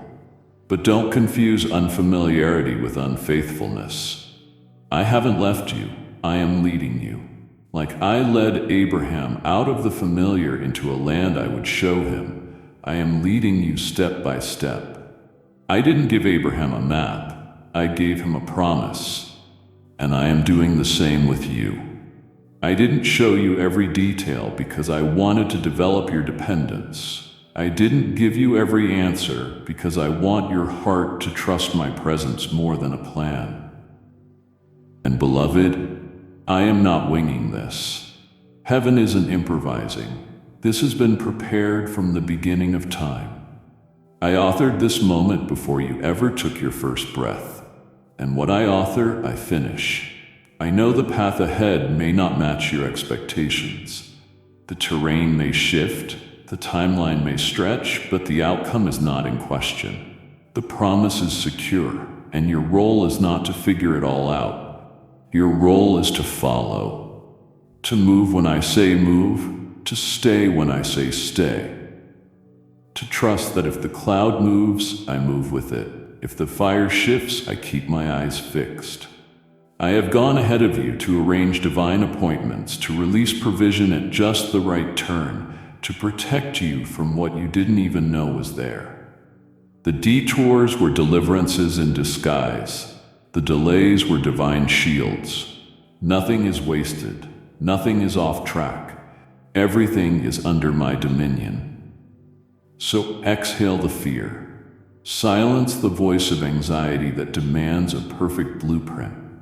Take my hand again. I didn't call you to walk alone. I called you to walk with me. And I am not just near, I am ahead. I am the God who goes before. I am the shepherd who walks into the valley first. I am the commander who surveys the battlefield before you even arrive. And I am saying now with certainty, you can trust me. The outcome is not up for debate. Victory is not a maybe. It is your inheritance. So move forward with peace. The path may feel unknown to you, but it is already fulfilled in me. There has been a shift in your identity that you haven't fully recognized yet. You changed. You have grown. You have died to things that once controlled you. You have been transformed in the fire of obedience. But the enemy keeps trying to convince you that you are still the old version of yourself. He whispers lies like, "You haven't changed at all. You are still broken. You are still bound. You are still weak." But I come to you now with holy fire in my voice to say, he is lying. You are not who you used to be. That old identity has been crucified with Christ. And now the life you live by faith in me. It is time to stop giving authority to the former you. That version doesn't rule anymore. I do. Yes, you still feel the tension. You still hear the old thoughts. You still face temptation. But that is not who you are. That is just who you were. And the residue of that old self is not a reflection of your failure. It is a sign of your progress, because before you didn't even resist it, but now you feel the fight. And that is because your new nature is alive. You are being transformed from glory to glory. Not perfection in a moment, but progress in my presence. And I need you to align your mind with this truth. You are new. The old chains have been broken. The old story has been rewritten. The old name has been exchanged for beloved, redeemed, anointed, sent. Stop rehearsing the failures that I have already forgiven. Stop bowing to shame that I have already stripped off of you. Stop walking like a prisoner when I have already opened the gate. You are not bound anymore. You are not stuck anymore. You are not that broken, burned out, discarded version of yourself that the world labeled and dismissed. You are my child. You are my vessel. You are my warrior. And it is time you start walking like it. Speak with authority. Pray like you know you have been seated in heavenly places. Prophecy with the boldness of one who has been raised from the dead, because you have. And what lives in you now is resurrection power. So break the agreement with the old you. Rip up the contract with your past. The enemy has no legal ground to accuse you when the blood has already spoken on your behalf. You are not trying to become new. You are new. And the more you agree with that truth, the more your life will reflect it.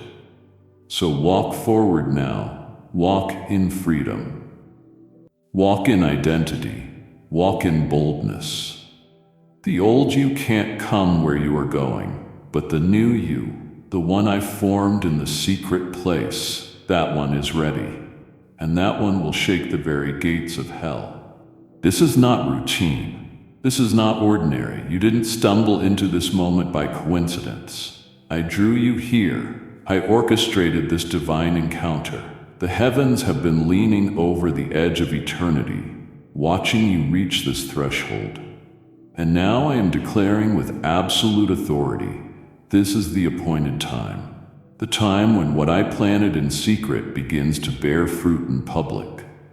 The time when your long nights of prayer converge with my unstoppable will. You have been faithful. You waited. You have battled silently while others misunderstood your process. But today the wind shifts, the weight lifts, the clouds part. This is not just another sunrise. It is a sacred unveiling. You are standing on holy ground, and I am commanding you now, step forward. There is something weighty about this moment, something eternal pressing into your present. I am not just moving on your behalf. I am moving through you. This is not the hour to hesitate. This is the hour to move in unflinching obedience. You have walked around this mountain long enough. You have carried prophetic words like seeds, wondering when they would burst into reality. And I am telling you, the soil is finally ready. The ground has been broken. The atmosphere is charged. The door is not just coming, it is open. But doors don't push themselves. You must step forward. This is your exodus. This is your crossing over. And though the Jordan looks wide, my word will split it. Though the unknown feels intimidating, I have already gone before you. The road is ready. The oil is flowing. The time is now. I am not just shifting your season. I am shifting your identity in this season. You are no longer a wanderer. You are a carrier of glory. You are not surviving anymore. You are sending tremors into the spiritual realm. Hell is nervous because it knows what I have deposited in you is about to break forth. And heaven is rejoicing because they see you stepping into the exact moment you were born for. Don't treat this like a nice word. Don't treat this like spiritual inspiration. This is a divine instruction, a holy call. Step forward into new authority and unshakable confidence. Step into the exact space I designed for your voice, your gift, your calling. No more waiting for someone else to validate what I have already anointed. No more asking permission to do what I have already assigned. So lift your eyes. Square your shoulders, put one foot in front of the other. This is the moment the old ends and the new begins. You are not who you were yesterday. The clock of heaven just struck a new hour, and the angels have been dispatched to walk with you into it. Don't stall. Don't second guess. Step forward. This ground is holy, not because of where it is, but because of who is walking on it. Now you carry me, and where I am, the ground must respond. The atmosphere must shift, and destiny must bow to my will. This is your appointed time. Now walk like it. You thought this might be the end, a final message, a concluding moment. But in me, there are no endings, only initiations. What you have just experienced wasn't closure. It was commissioning. It was me taking your face in my hands, locking eyes with your spirit, and saying, I am not letting you go back to normal, because you are not who you were before this divine encounter. You have been marked not with inspiration, but with impartation. Something eternal has been planted, and it will not lay dormant. I am not just finishing a message. I am launching a movement within you. A fire, a hunger, a call that will not be quieted until it is fulfilled. And the time is now. This was your final call, but not as a warning, as a summoning, a final invitation to drop everything and go with me. No more half-hearted obedience. No more waiting for the perfect moment. No more second-guessing what you know I have said. It is time for total surrender, for radical alignment, for a full yes.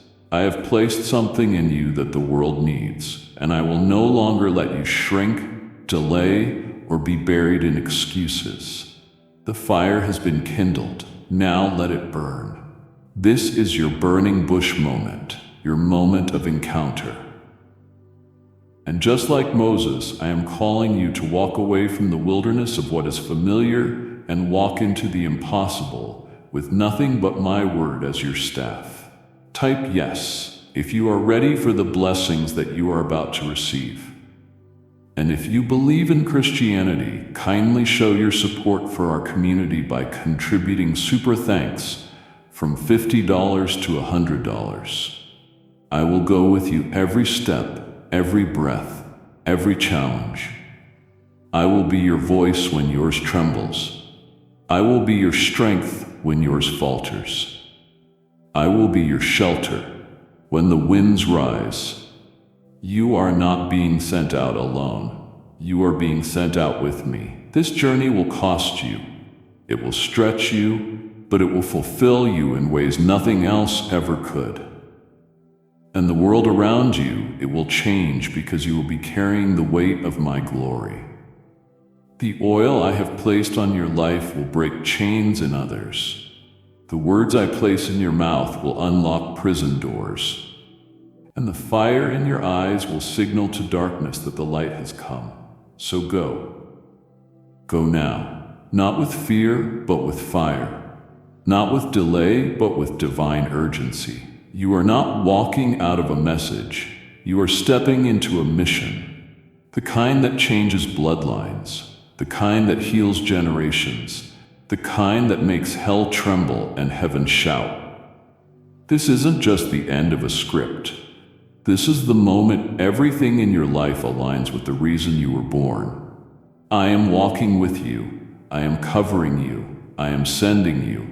And now go. This is the beginning. Everything starts now. Don't you dare scroll past this moment. This is not just another video in your feed. This is a divine appointment, a collision between heaven and your heart that was destined to happen right now. I am not just finishing a message. I am launching a movement deep within your spirit. I am lighting a fire, a hunger, and a call that will not be quieted until it is fulfilled. The time is now.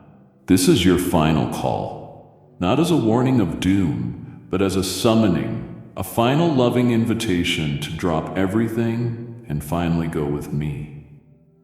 No more half-hearted obedience. No more waiting for the perfect moment. No more second-guessing what you know I have already spoken to you. This is the time for total surrender, for radical alignment, and for a full, unshakable yes. I have placed something inside of you that this broken world desperately needs, and I will no longer let you shrink back, delay, or bury it under a mountain of excuses. The fire has been kindled. Now you must let it burn. This is your burning bush moment. Your moment of encounter. Just like Moses, I am calling you to walk away from the wilderness of what is comfortable and familiar and to walk straight into the impossible with nothing but my word as your staff. I will go with you, every step, every breath, every challenge. I will be your voice when yours trembles. I will be your strength when your knees buckle. I will be your shelter when the winds rise. You are not being sent out alone. You are being sent out with me. Yes, this journey will cost you something. It will stretch you, but it will fulfill you in ways nothing else ever could. The world around you will change because you will be carrying the weight of my glory. The oil I have placed on your life will break chains in others. The words I place in your mouth will unlock prison doors. And the fire in your eyes will signal to the darkness that the light has finally come. Go do now, not with fear, but with fire. Not with delay, but with divine urgency. You are not walking out of a message. You are stepping into a mission. The kind that changes bloodlines. The kind that heals generations. The kind that makes hell tremble and heaven shout. This isn't just the end of a script. This is the moment everything in your life aligns with the very reason you were born. I am walking with you. I am covering you. I am sending you. And now, go. This is the beginning. Everything starts now.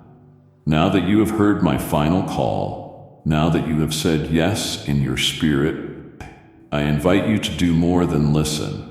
I invite you to build with me. Help me carry this message like a wildfire through the earth.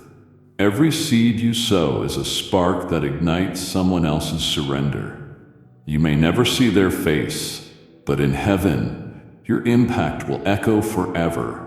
Those who sow in tears will reap with shouts of joy. Your giving today is a harvest summoning act of obedience. You said yes with your spirit, now say yes with your sacrifice. Click Super Thanks, become a member, or go to the link in the description to give. Don't delay. This is how you carry my voice past the final call into eternity. Before you move on, pause and respond.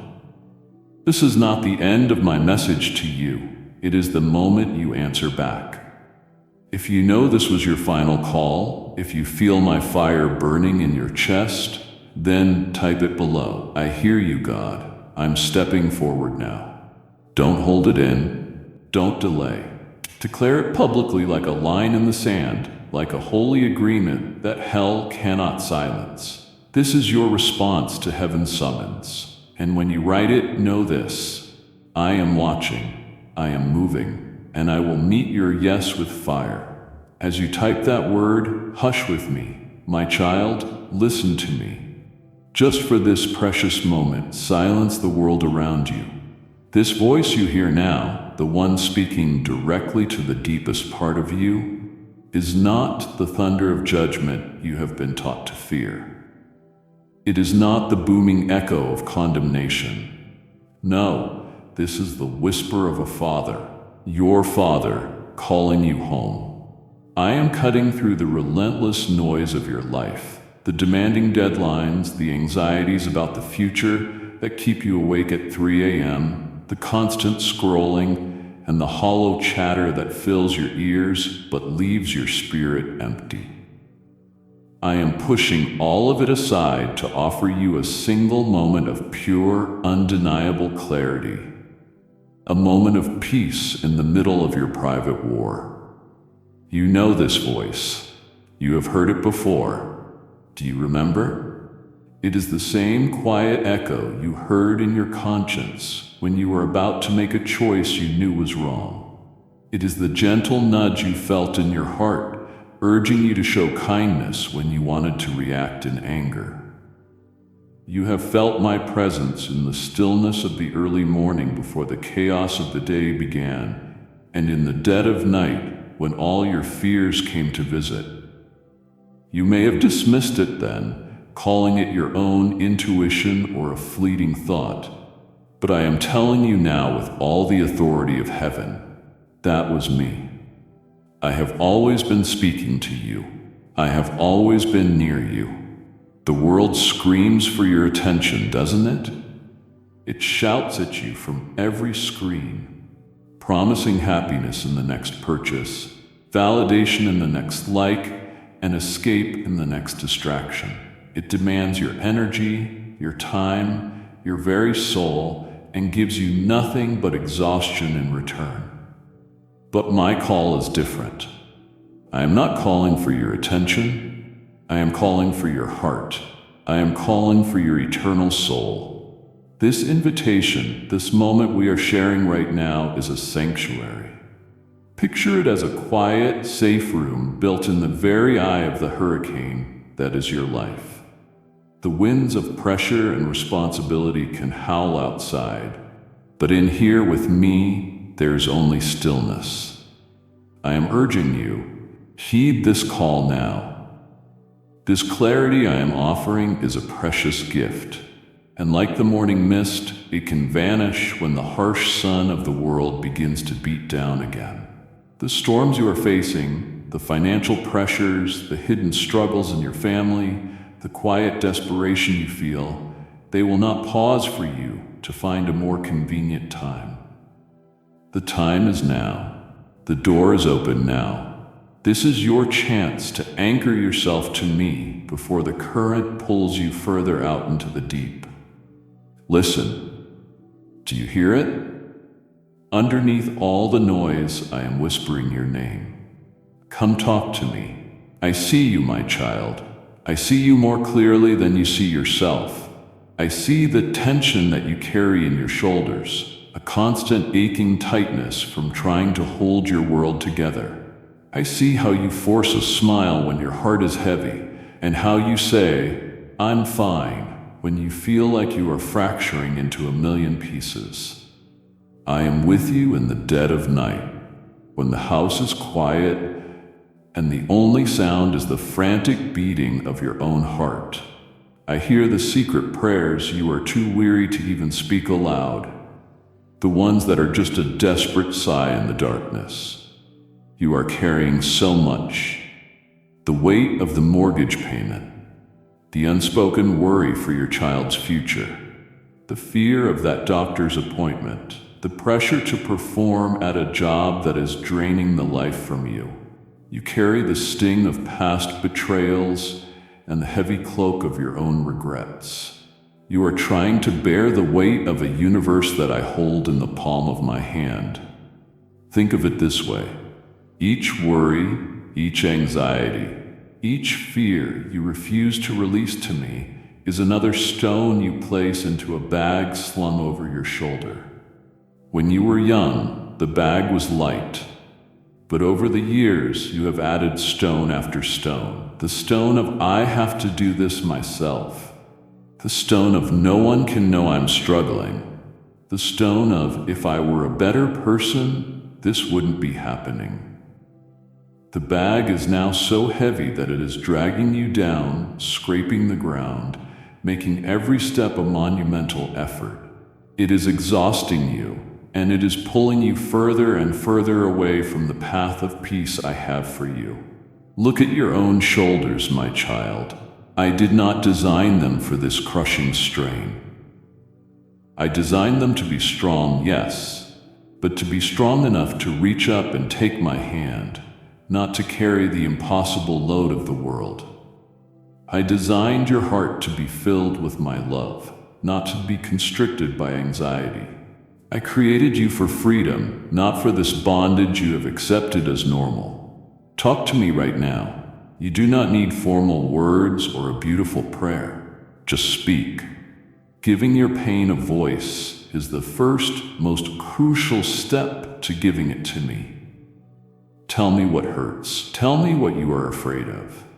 Tell me you are tired, that you feel you cannot take another step under this weight. Do not edit your thoughts or hide your true feelings. Do you think you can shock the one who knit you together in your mother's womb?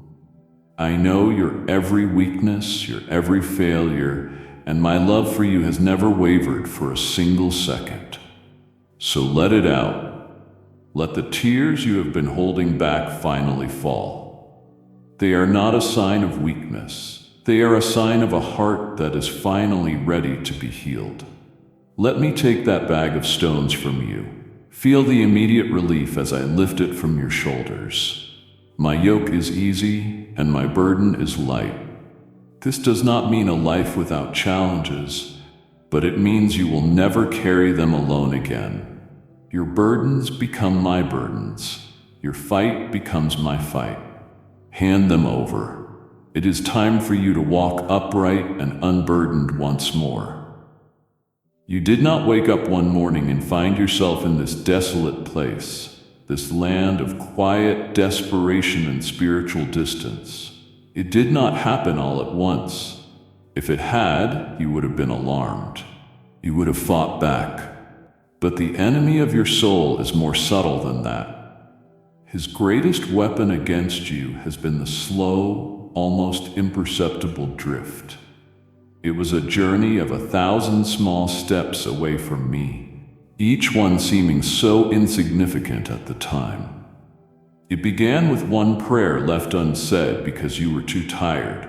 It continued with one small compromise at work, telling yourself it was necessary to get ahead. It was choosing the noise of television over the quiet of my word night after night. It was holding on to a small grudge, letting a little root of bitterness grow in the soil of your heart. None of these felt like a major rebellion. They felt like life. But each one was a tiny snip of the rope that anchored you to me. Now you feel the effects. The current of the world is powerful, my child. It constantly pulls toward cynicism, toward selfishness, toward materialism, toward despair. It is relentless. Without being firmly anchored to me, the rock that never moves, this current will always pull you further out to sea. Perhaps you have only just now looked up and realized how far you are from the shore. The coastline of your faith, once so clear and distinct, is now a faint, blurry line on the horizon. You feel lost, disoriented, a little panicked. You do not know how you got here and you have no idea how to get back. The fog of confusion rolls in, and you feel utterly alone in the vast cold ocean. But look through the fog. Do you see that light? It is a steady, piercing, unwavering beam cutting through the darkness. I am that lighthouse. I am never moved. I have never dimmed. You have not drifted beyond the reach of my light. But hear me, my precious one. This is your final call before the drift takes you beyond the point of easy return. The longer you drift, the weaker your spiritual muscles become, and the stronger the current feels. There comes a point where the will to even try to swim back begins to fade, replaced by a resigned acceptance of being lost. I am calling to you now. While you can still hear my voice over the sound of the waves, I am throwing you a lifeline. Do not just stare at it. Grab hold of it. It is time to turn the ship of your heart around. I know you feel you do not have the strength to fight this tide. You are right. In your own power, you do not. But I am not asking you to do it alone. The moment you make the choice, the very instant you turn your face back toward me, I will board your vessel. I will put my hands on the helm with yours. I will breathe my spirit into your sails, and you will feel a power that is not your own, propelling you back toward the safety of my shore. The journey back is possible, but it must begin now. Pause with me. I want you to travel back in your memory. Can you do that? Go back to that moment when you first truly knew me. Perhaps it was in a quiet room, or during a song, or in a moment of crisis, but you remember it. Do you remember the overwhelming sense of peace that washed over you? It was a peace that made no sense given your circumstances. For the first time, you felt the crushing weight of your guilt and shame simply dissolve. You felt clean. You felt a joy bubbling up from a place so deep inside you, a joy that had nothing to do with what was happening around you. That was not a fleeting emotion, my child. That was not just a psychological experience. That was a taste of reality.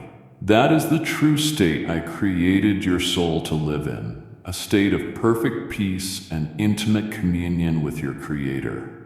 That is your native land. This place of anxiety and distance where you now live is a foreign country. The enemy of your soul has worked tirelessly, day and night, from that very first moment to make you forget the feeling of that peace. He wants to convince you that it was a one-time event, a youthful idealism that is impossible to recapture. He whispers his poisonous lies into your ear, and you have started to believe them. He points to every mistake you have made since that day. Look at what you did, he hisses. Look at how you failed. You have fallen too far. You are a hypocrite.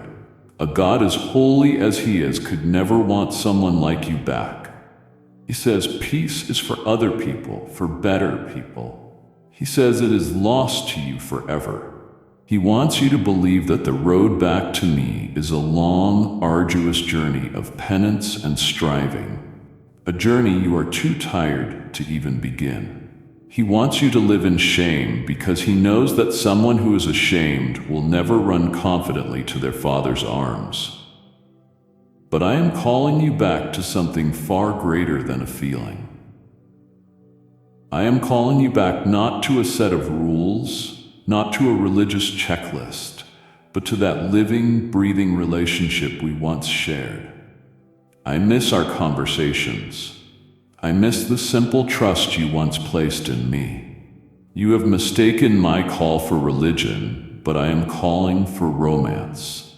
I am calling for you to come home, and I want you to hear this truth deep in your spirit. That same peace is waiting for you. It never left. You are the one who walked away from it. It is here, waiting for you to return. And it is even deeper and richer than you remember. Before, it was the peace of a pardon. Now it can be the peace of a tested, mature, and abiding friendship. It is a peace that has been through the fire and has come out stronger. It is not unattainable. It is one decision away. Just turn back. Stop listening to the lies of the one who came to steal, kill, and destroy, and listen to the voice of your shepherd who came to give you life and life more abundantly. That peace, that joy is waiting for you. Every single morning that you wake up, when the sun rises and light fills your room, that is a gift of my mercy to you. It is a fresh chance, a new page, another opportunity to return. I give you this gift of a new day freely. But I must tell you with the loving urgency of a father, the number of sunrises you will be given is not infinite. You treat your days as if you have an endless supply. You spend your time, which is the very currency of your life, investing in things that will ultimately turn to dust. Think about your week. How many hours did you spend worrying about someone's opinion of you? How much energy did you pour into a project at work, seeking the temporary approval of your boss? How much of your focus was consumed by accumulating more things? A newer car, a bigger house, the latest technology. These things are not evil in themselves, but you have made them your treasure, and they are all fading. They will rust, break, and be forgotten. I am offering you a different kind of investment. I am offering you an investment in eternity, a treasure in heaven that will never fade, that no thief can steal and no moth can destroy. Every moment you spend talking with me, every act of kindness you do in my name, every time you choose forgiveness over bitterness, you are making a deposit into your eternal account. You are investing in something that will pay dividends for all eternity. The world has taught you to live for the weekend, to live for retirement. I am calling you to live for eternity.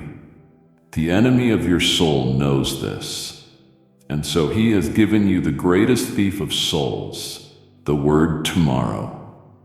You tell yourself, tomorrow I will start praying again.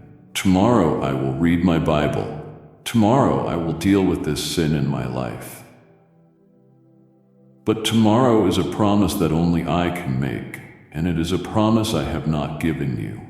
The idea of later is a tranquilizer for the soul, lulling you into a sleep from which you may never awaken. Do you feel it? That sense of urgency that has been growing in your heart as you hear these words? That quiet inner prompting that tells you this is important? That you must not put this off? Do not mistake that for your own anxiety or for my anger. That feeling is the Holy Spirit, my very own Spirit, pleading with your spirit.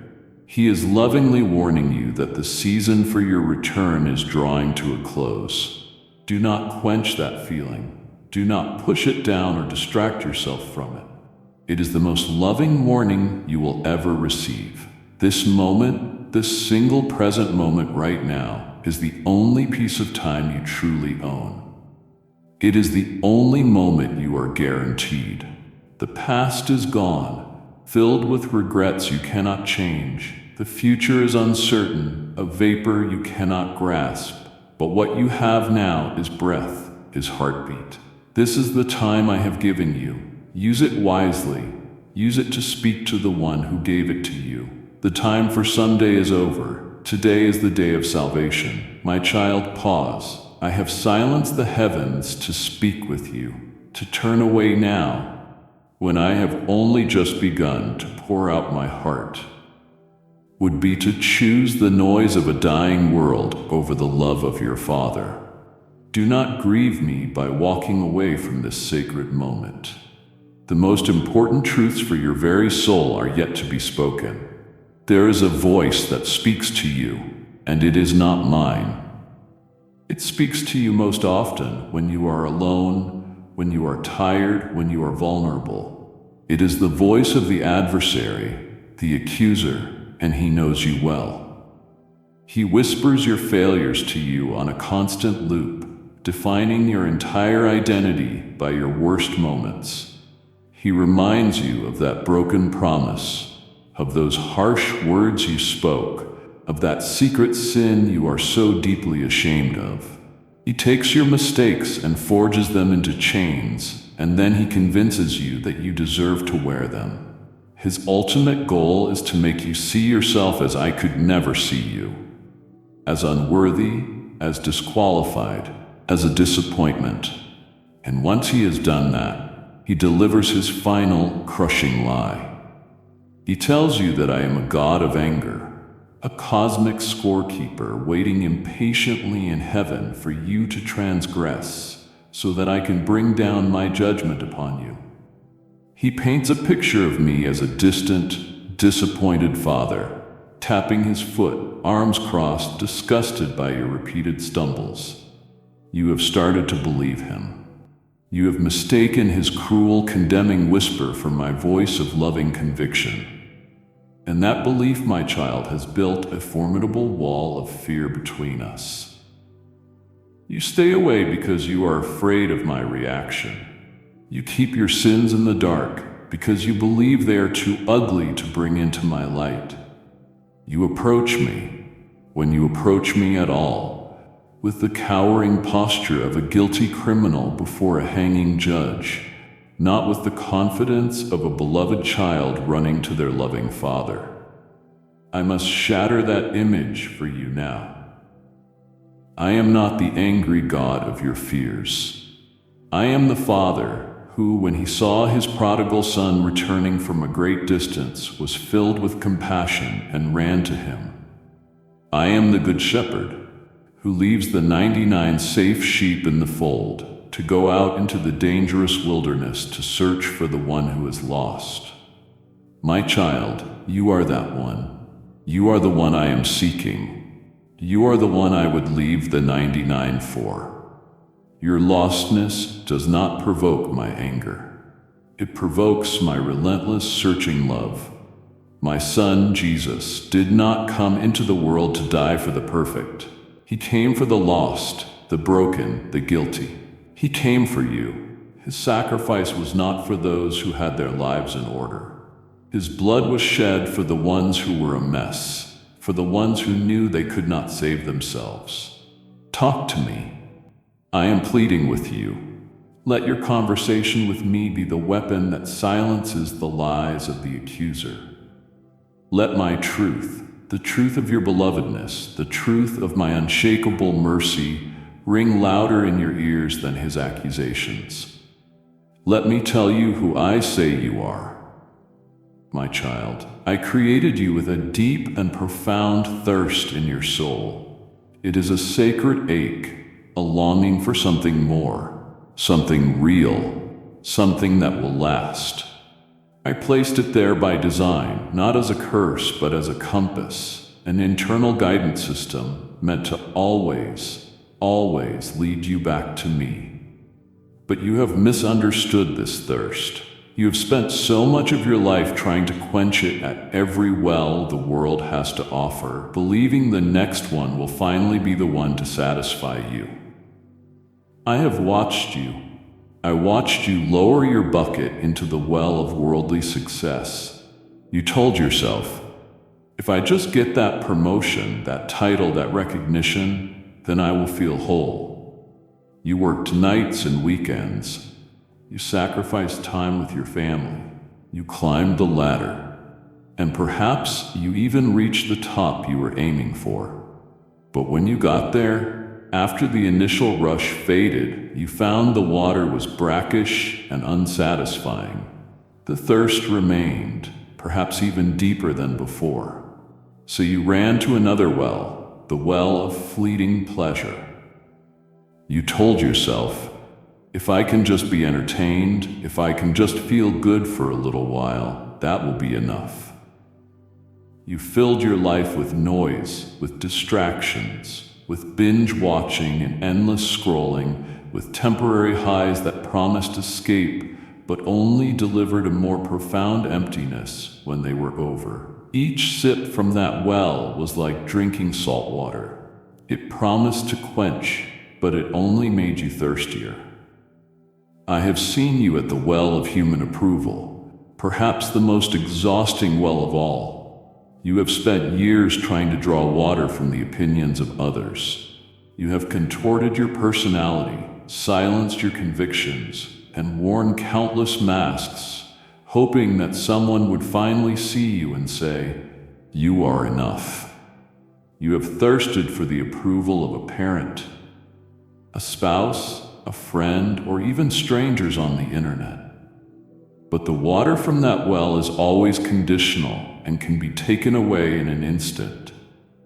It has left you feeling more insecure and unknown than when you started. You have tried the well of romance, believing a person could fill the void in your soul, only to find you have placed an impossible burden on another broken human being. These wells and so many others have one thing in common. They are broken cisterns. They are cracked and leaking and cannot hold water. They can never, ever satisfy the eternal thirst I placed within you. This is why I am calling you now. The ache in your soul, that persistent thirst, is not a sign of your brokenness. It is a sign that you were made for a different kind of water. I am the living water. I am the source, the fountain that never runs dry. The satisfaction I offer is not temporary, is not conditional, is not shallow. It is a deep, soul-quenching reality that transforms you from the inside out. To drink of me is to never thirst again. Does this mean all other desires will cease? No, but it means the desperate, agonizing, life-or-death thirst at the core of your being will finally be satisfied. You will no longer run from well to well in a panic, trying to fill a void that was shaped for me alone. Stop it, my beloved. Stop returning to these broken wells that have given you nothing but mouthfuls of dust and disappointment. The fountain of eternal life is flowing right in front of you. Drop your cheap buckets, fall to your knees, and drink. Come and drink from the water that I give, and you will never be thirsty again. My child, we must talk about your heart. Not the muscle that beats in your chest, but the very core of your being, the seat of your spirit. When you first knew me, your heart was soft and pliable, like moist clay in a potter's hands. It was sensitive to my touch, quick to respond, able to feel the fullness of my love and the gentle conviction of my spirit. But a heart that is not kept in constant living communion with me does not remain soft. To survive the harshness of the world, to protect itself from more pain and disappointment, an untended heart does something seemingly logical. It begins to harden. It is a slow, subtle process of self-preservation, a layer of callous forms after an unanswered prayer. Another layer grows over the wound of a betrayal. Another, thicker layer forms when you choose to indulge in a sin you know is wrong, silencing my voice. You have mistaken this hardness for strength. You think it is resilience, a sign that you are no longer easily wounded, that you are in control. But it is a spiritual death, my child. This hard shell you have allowed to form around your heart is not keeping the bad out. It is keeping me out.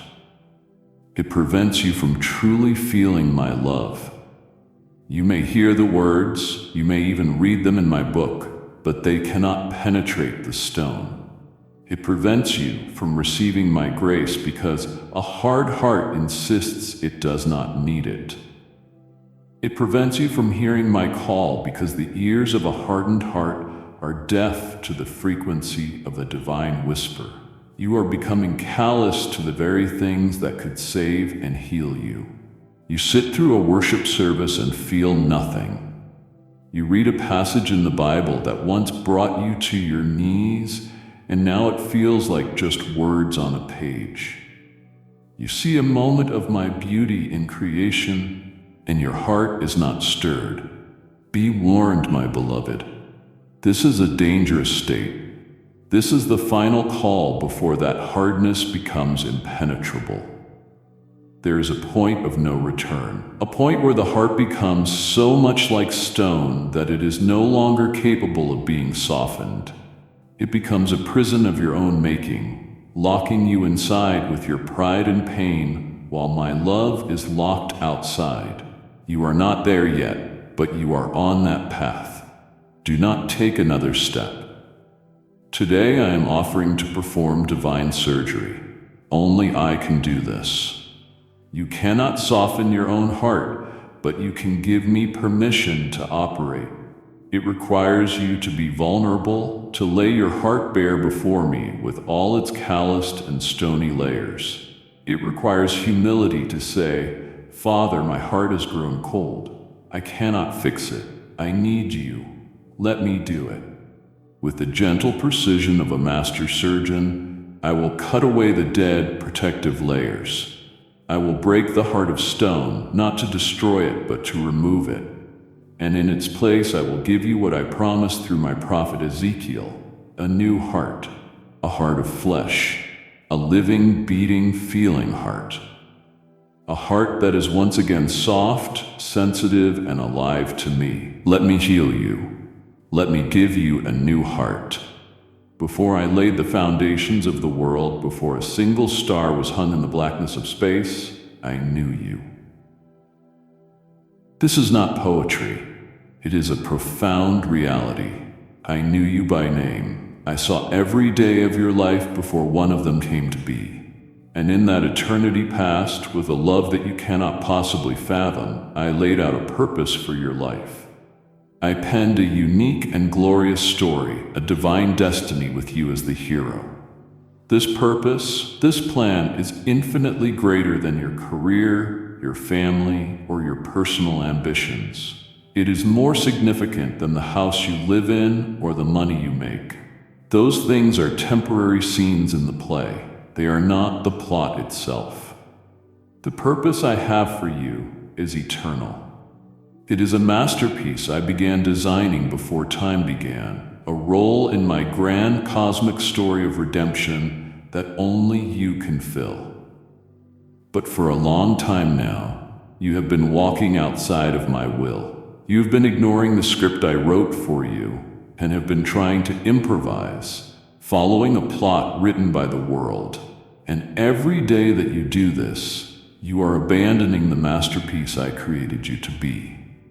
It is like a magnificent eagle designed to soar in the heavens, choosing to live its life scratching in the dirt with chickens. It is like a priceless violin crafted to produce transcendent music, being used as a common paddle. You are living so far beneath the glory I intended for you. The world offers you a cheap imitation of purpose.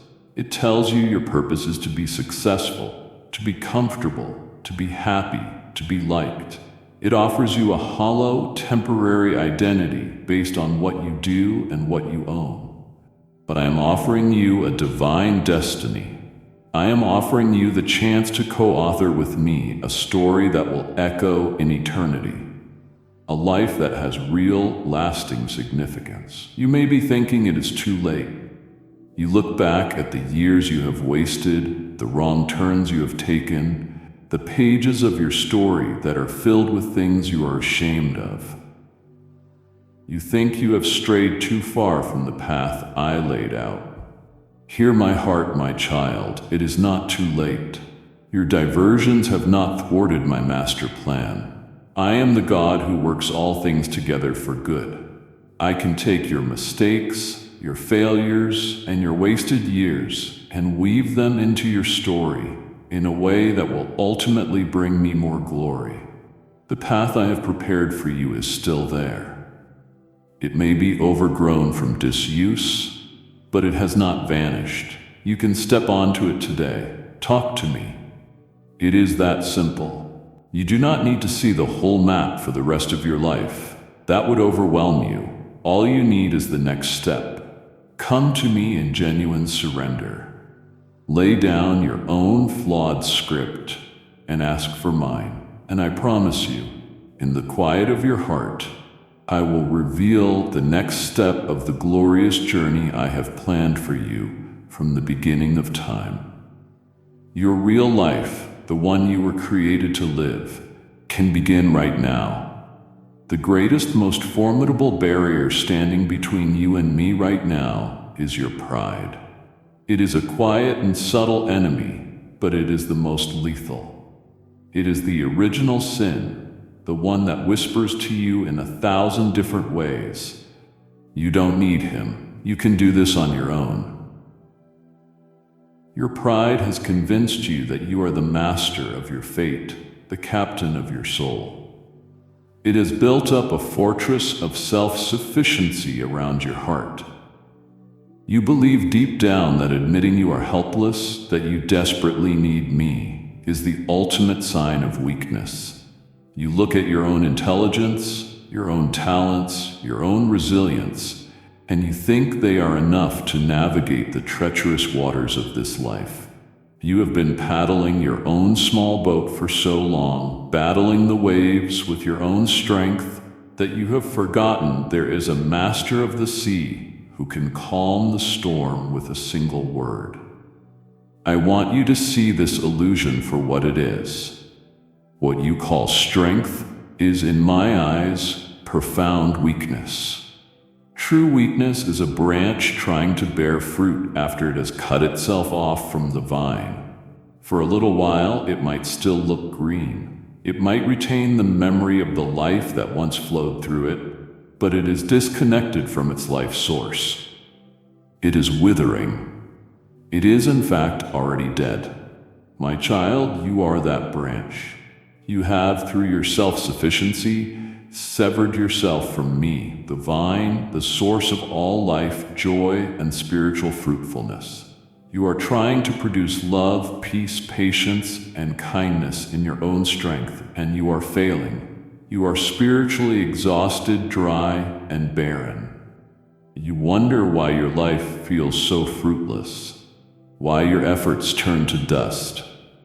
It is because you are disconnected from your only source of life. Your greatest strength, the most courageous and powerful act you could possibly perform, will be found in your complete and total surrender to me. The moment you admit your need is the moment my power can begin to flow into you and through you. Surrender is not a declaration of defeat. It is the declaration of your dependence on the one who has already won the victory for you. It is you, the branch, finally ceasing your struggle and allowing yourself to be grafted back into the life-giving vine. It is handing me the broken, fragmented pieces of your life and trusting that I, the master weaver, can make something beautiful and whole from them. So I am calling you now to do the thing your pride fears the most. Admit it.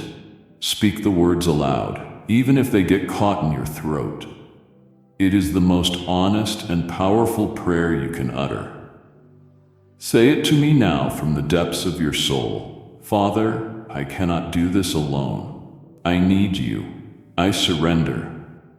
In that single act of humility, you will find a strength you have never known. I have laid bare the illusion of your strength and the prison of your pride.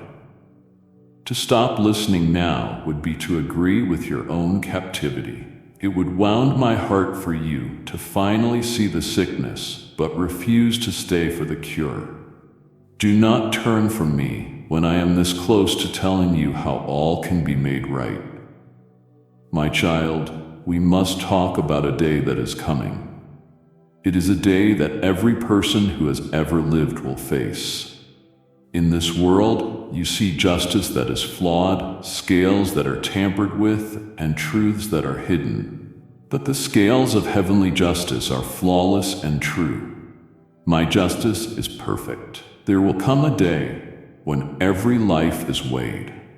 when every secret of the heart is brought into my glorious light, when every careless word and hidden motive is accounted for.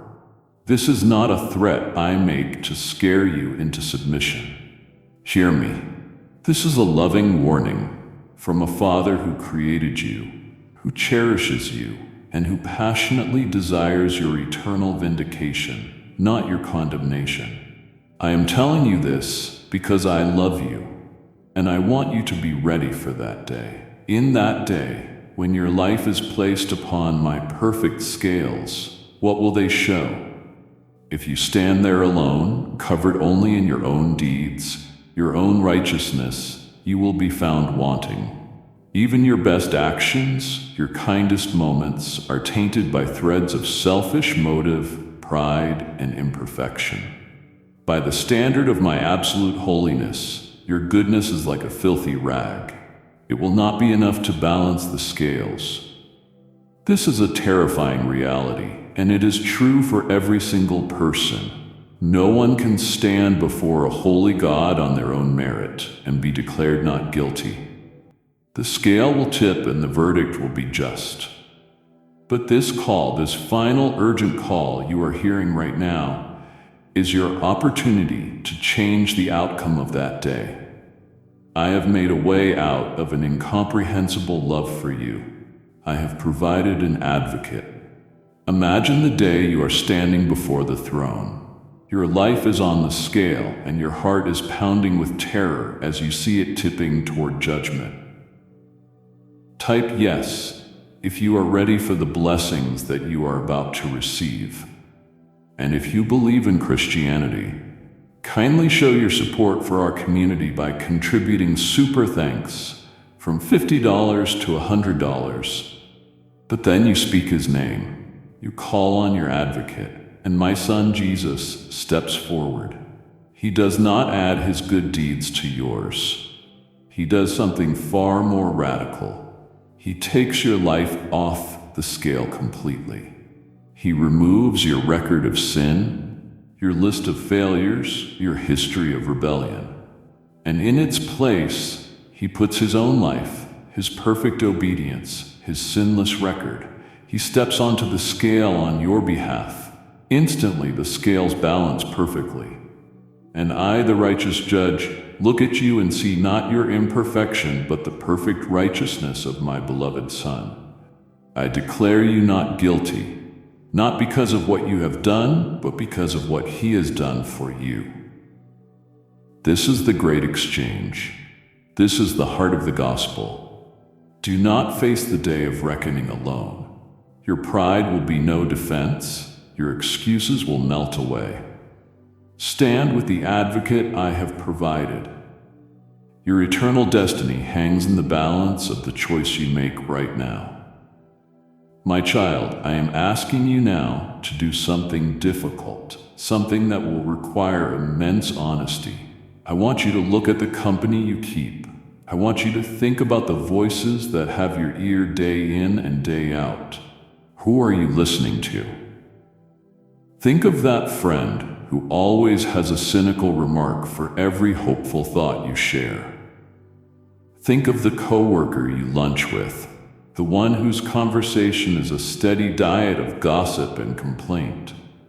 Think of the shows you watch and the podcasts you listen to, the ones that subtly mock faith and celebrate the very things that draw your heart away from me. You have not realized it, but you are a spiritual sponge, and you have been soaking in polluted water. You have adopted the world's wisdom as your own. Its cynicism has become your default setting. Its disbelief has sown weeds of doubt in the garden of your heart. Its obsession with offense has made you easily angered and less forgiving. You hear their voices in your head more often than you hear mine. The proverb in my word is eternally true. Bad company corrupts good character. You thought you were strong enough to be unaffected, that you could remain in their world without becoming like them. But it is like sitting in a smoke-filled room and believing you will not come out smelling of smoke. Spiritual apathy is contagious. Unbelief is a virus, and you have been exposed for a long time.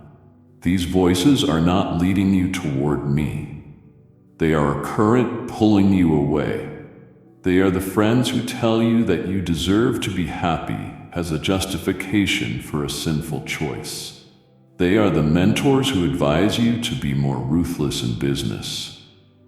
They are the family members who roll their eyes when you mention prayer. They are not all malicious people, but they are spiritually blind, and you are letting the blind lead you toward a cliff. I am calling you to be separate. This does not mean you must live in a monastery, isolated from the world. No, I need you in the world to be a light. But a light is only effective when it is distinct from the darkness. You have been dimming your own light to blend in with the shadows. To truly answer my call may require you to walk a lonelier path for a season. It may mean declining certain invitations, ending toxic friendships, and turning off the noise of the world so you can finally hear the whisper of your Creator. This will be frightening.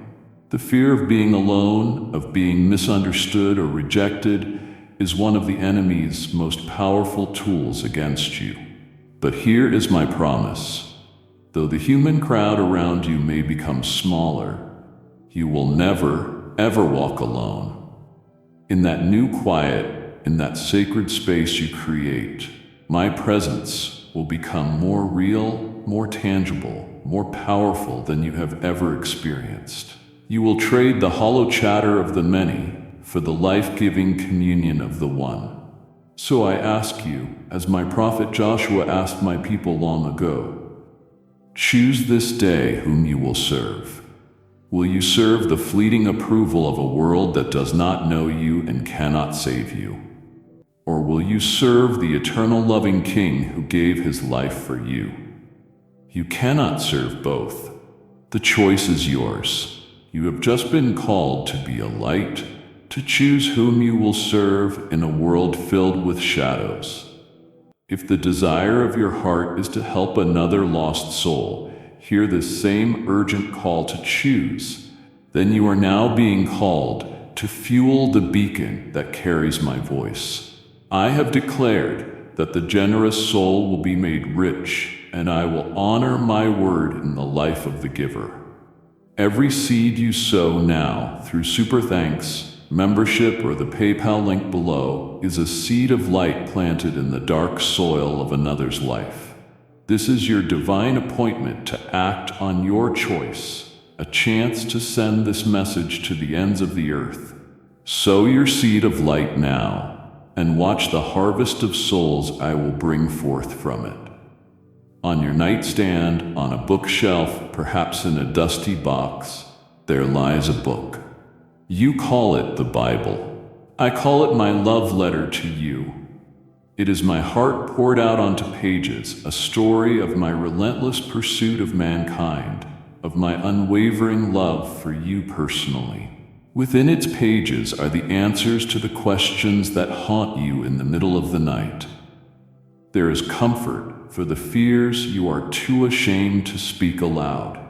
There is a detailed, inspired guide for the confusing path you are trying to navigate on your own. It is a sword for your spiritual battles, a lamp for your feet when the way is dark, and bread for your starving soul. I inspired every word of it, not as a history textbook or a list of impossible rules, but as a living, breathing revelation of who I am and who you are in me. And it sits on your shelf, a letter from the King of the universe with the seal unbroken. You have refused to open it. You have your reasons, your excuses. You tell yourself, I don't have time, yet you find hours for entertainment that leaves you empty. You say, it's too confusing, but you will not humbly ask my spirit, the author, to be your teacher. You feel it's not relevant to my life, while your life is falling apart for lack of the very truth its pages contain. My child, By neglecting my word, you are starving your spirit. You are weak, malnourished, and anemic. Yet you wonder why you have no strength to resist temptation. By leaving it unopened, you are leaving yourself utterly defenseless against the lies of the enemy. He whispers that I am angry, and you believe him, because you will not read the letters that scream of my mercy. He tells you that there is no hope, and you believe him because you will not read the promises that guarantee your victory. You cannot know my will if you will not read my revealed will. You cannot know my voice if you refuse to listen where I have spoken most clearly. This call you are hearing now, this final plea, is an invitation to open the book. I am not asking you to become a theologian overnight. I am asking you to simply start. Open it. Find the stories of my Son in the Gospels of Matthew, Mark, Luke, and John. Read of his love for the broken, his power over darkness, his sacrifice for you. Read the Psalms and hear the honest cries of a heart just like yours, a heart that finds its ultimate hope in me. I promise you, if you come to my word with even a tiny seed of desire to know me, it will not remain just black letters on a white page. My Holy Spirit will breathe on those words, and they will come alive to you. They will leap off the page and into your heart, convicting, encouraging, and transforming you.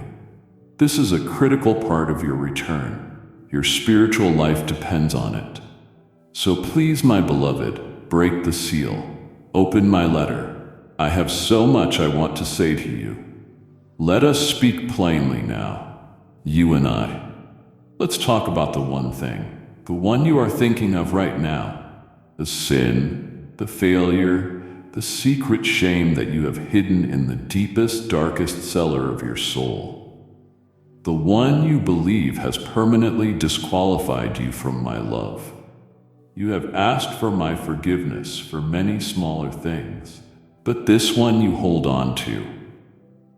You have convinced yourself it is the exception to my grace, the one stain that the blood of Jesus could not possibly wash away. When you think of it, your stomach clenches and the accuser's voice is deafening, telling you, if anyone really knew, they would be horrified. If God is truly holy, he could never accept you.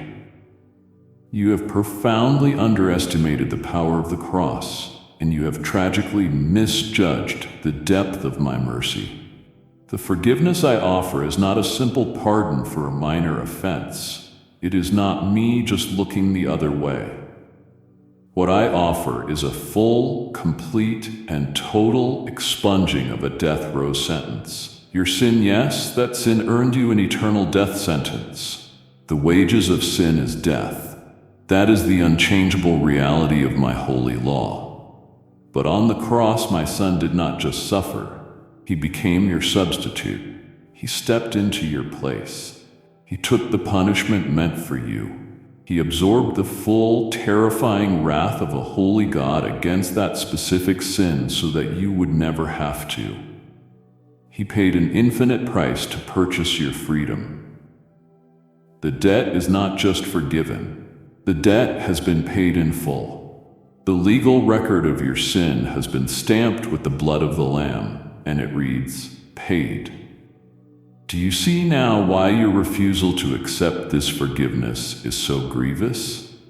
When you cling to your shame, when you continue to punish yourself with guilt, you are in effect standing at the foot of the cross, looking up at my crucified Son and saying, it was not enough. What you did was a nice gesture, but it was insufficient. My sin is greater than your sacrifice. You are trampling on the most precious gift in the history of the universe. To believe your sin is too big for my forgiveness is to make a god out of your sin. Stop honoring your failure more than you honor his sacrifice. The only thing you need to do is confess it. To confess means to agree with me. Agree with me that what you did was sin. and then agree with me about my solution. Jesus, bring that secret thing out of the dark cellar and into the light of my presence right now. Speak it to me. Let me wash you clean. Let me take the filthy rags of your shame and clothe you in the radiant white robes of his righteousness. That is why I am calling you. That is what I am waiting to do. The forgiveness is already there. It is a gift being held out to you. Just take it. My child, listen with a solemn heart. I am a God of infinite patience and long-suffering. My mercy is new every morning. But you must understand a critical, eternal truth. My patience is not without purpose. My patience is a gift of time, and the time is meant to lead you to repentance. It is not meant to be taken for granted. For every soul, there is a season of calling, a time when my spirit actively strives with your spirit, when my voice is clear and my invitation is extended. You are in that season now. But there is a point, a tragic and final point, at which a heart can refuse my call for the last time. There comes a moment when the door of grace, which now stands so wide open for you, will one day be closed. Think of the days of Noah. For decades, the invitation to enter the ark, the vessel of salvation, was open to all. The door was wide, but the people knocked. They ignored the call. They continued in their own ways, assuming there would always be a tomorrow. Then a day came when Noah and his family entered, and I myself shut the door. Once the door was shut by my hand, no amount of pleading, no amount of banging on the outside could open it again. The time for decision had passed. The choice was made permanent. My child, the sound of that door closing is a sound of absolute eternal finality. My word warns you again and again with the heart of a loving father. Today, if you hear my voice, do not harden your heart. Why? Because a heart that repeatedly says no to my gentle call, that continually resists the wooing of my spirit, does not stay the same. It grows harder, more calloused, more resistant, until eventually it can no longer even perceive the call. The spiritual ears become deaf. The spiritual heart turns to impenetrable stone. That is the most terrifying state a human soul can enter, for it is a self-chosen separation. I am not a cruel God waiting to slam the door in your face. It is the opposite. I am the one standing in the doorway, pleading with you to come in. I am holding the door open against the winds of your rebellion and pride, my arms straining with love, begging you to step across the threshold from death into life. I am delaying the closing of the door for your sake. Every moment I wait is another moment of my grace extended to you. But the day is coming when this season will end. The story of this world is heading toward its conclusion. Do not be like those who found the door to the wedding feast locked because they delayed too long.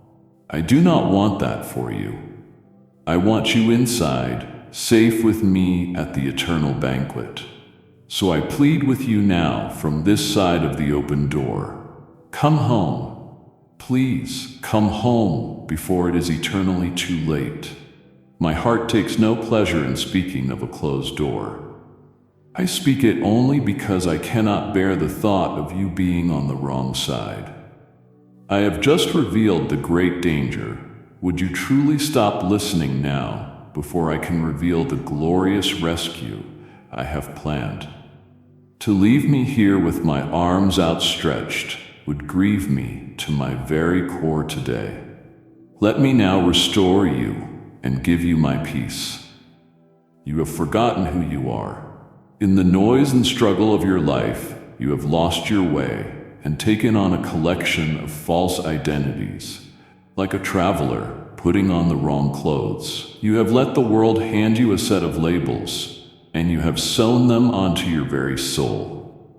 When you look in the mirror, you see the label that reads, shut failure because of your past mistakes. You see the label unworthy because of the shame you carry. You see anxious, broken, divorced addict. You find your identity in your job title, your relationship status, your finances, your successes, and your failures. You have mistaken these temporary descriptions of your circumstances for the eternal truth of your identity.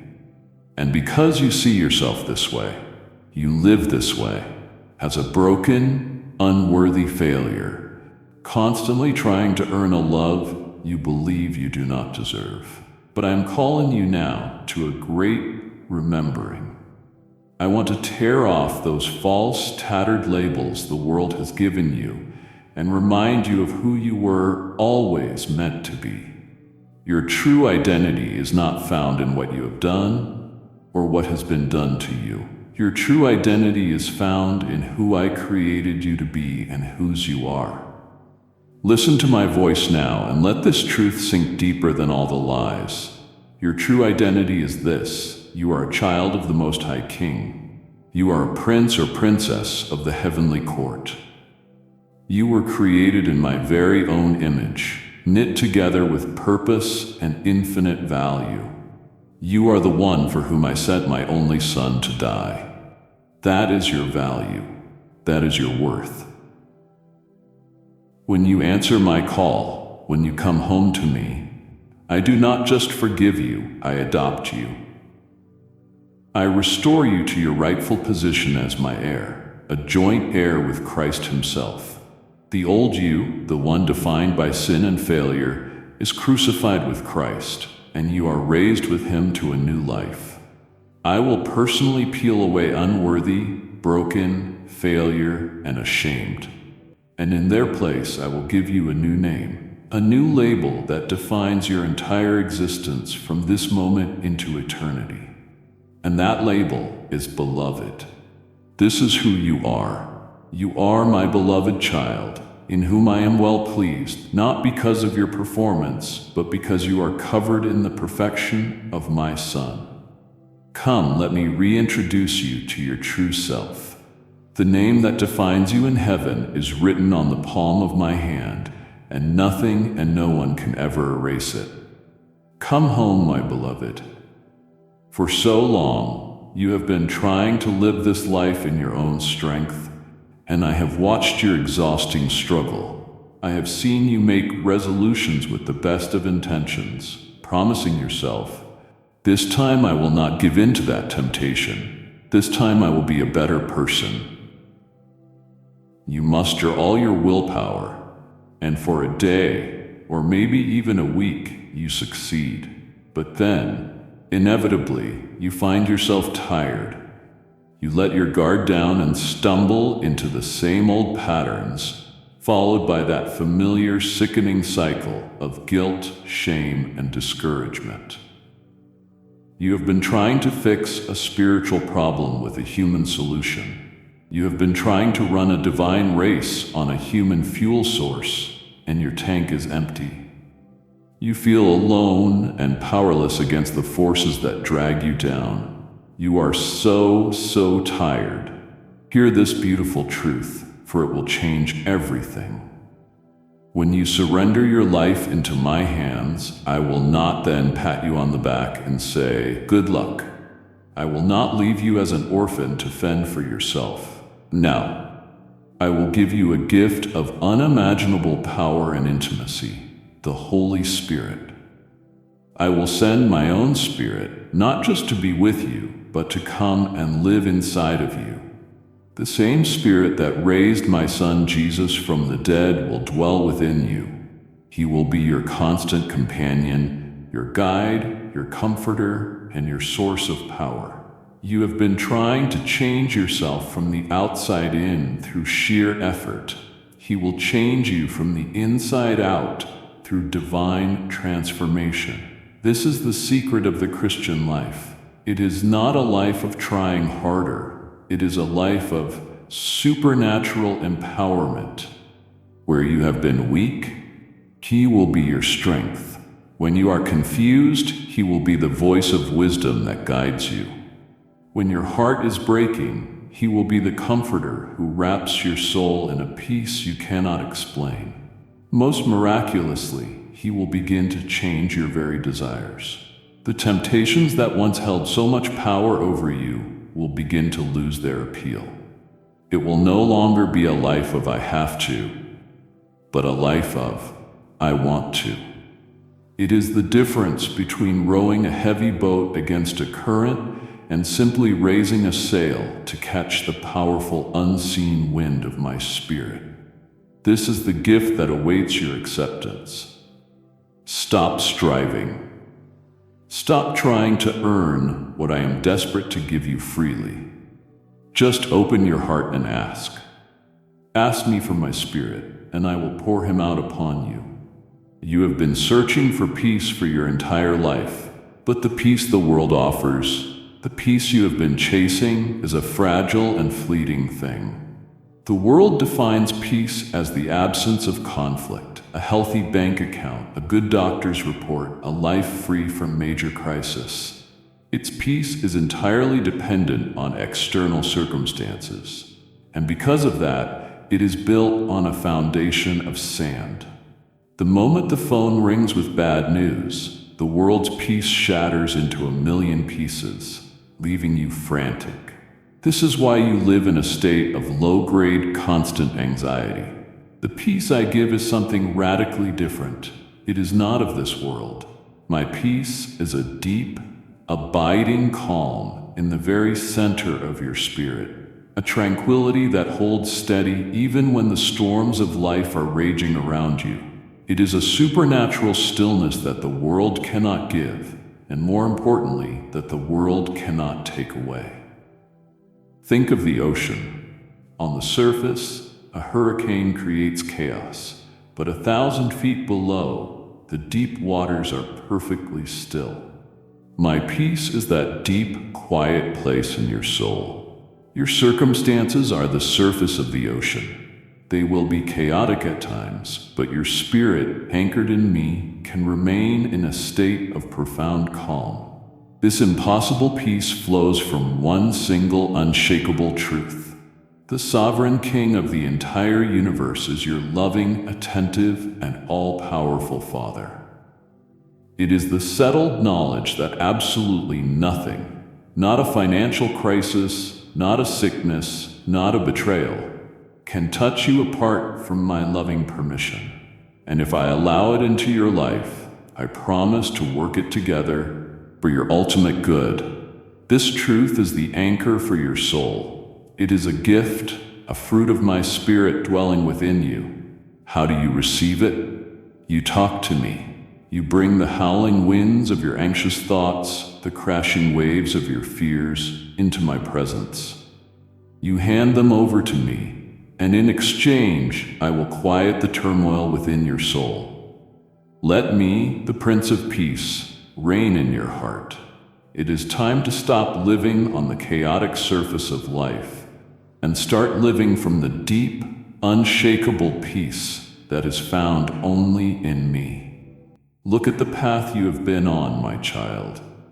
Look at the exhausting, endless chase for happiness that has defined so much of your life.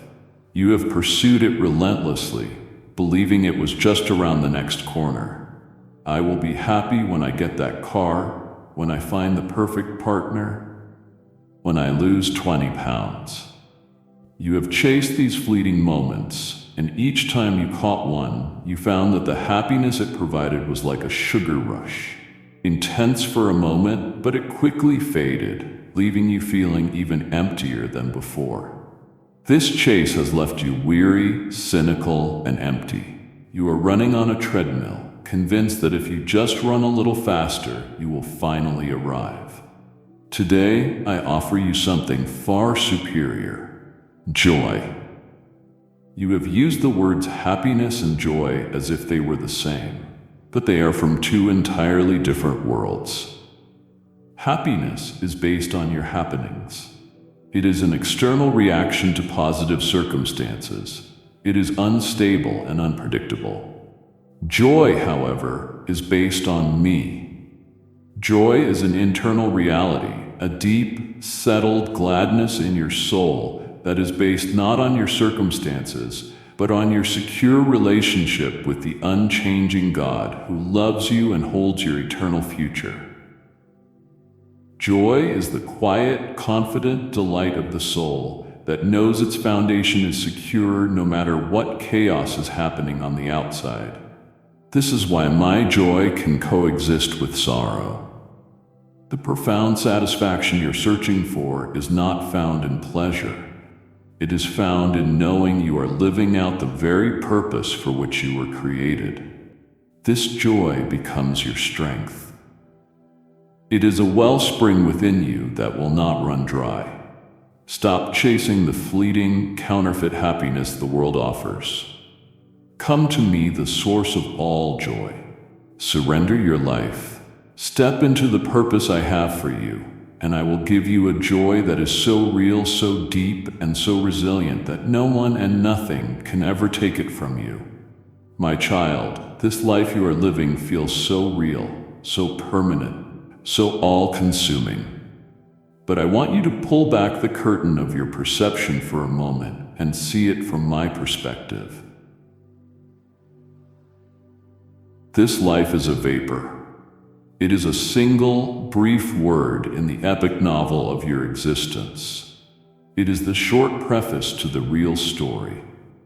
And because this life is so brief, where you place your hope and how you prepare for what comes next is the most important decision you will ever make. You are so focused on building your kingdom here on earth, but you are building it on sand next to a rising tide. I am preparing a place for you. My son Jesus promised this.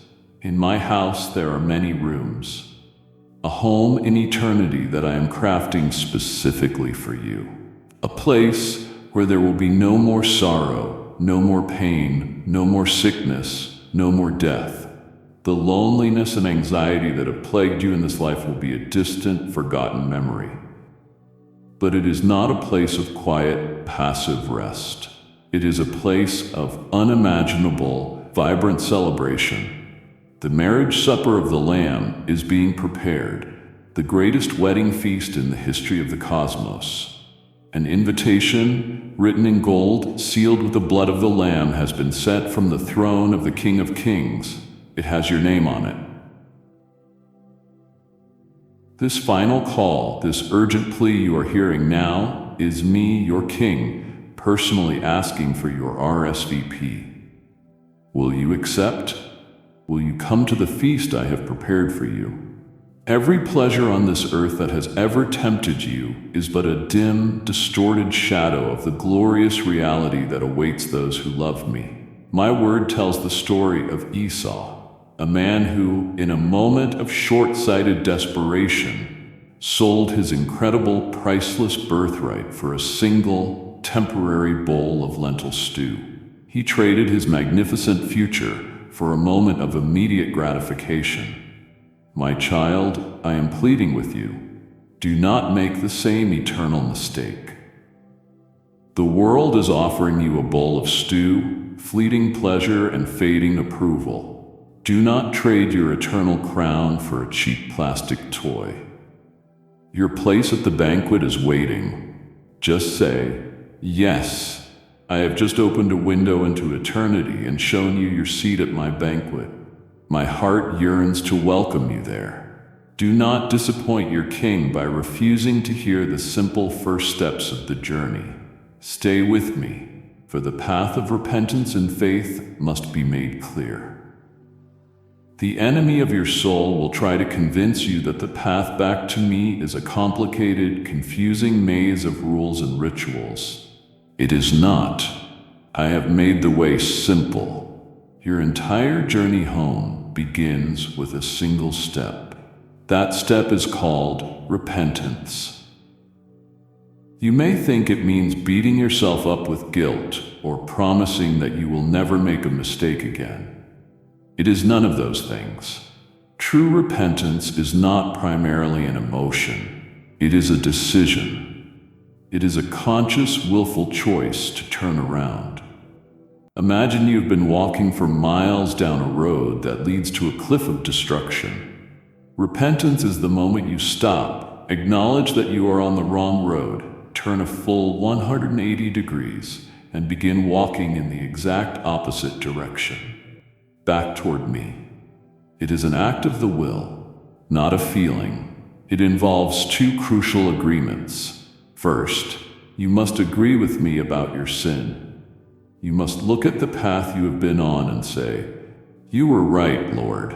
This way of living is sin, and it is leading me to death." Second, you must agree with me about my solution. And my solution is not your own good works. My solution is a person, my son Jesus. You must agree that his death on the cross was the only acceptable payment for your sin, and that his resurrection is the only guarantee of your new life. The most beautiful, heaven-shaking prayer is not one that is long and filled with theological terms. It is the simple, gut-wrenching admission, "God, I was wrong. I cannot save myself. I need you. Please save me." That is the prayer that moves my heart. The moment you truly repent, a torrent of my forgiveness, mercy, and love is unleashed upon your life. Do not overthink it. Do it now. I have told you of my forgiveness, my mercy, and the new life that awaits you. All of this, the entire treasure of heaven, I offer to you as a free gift.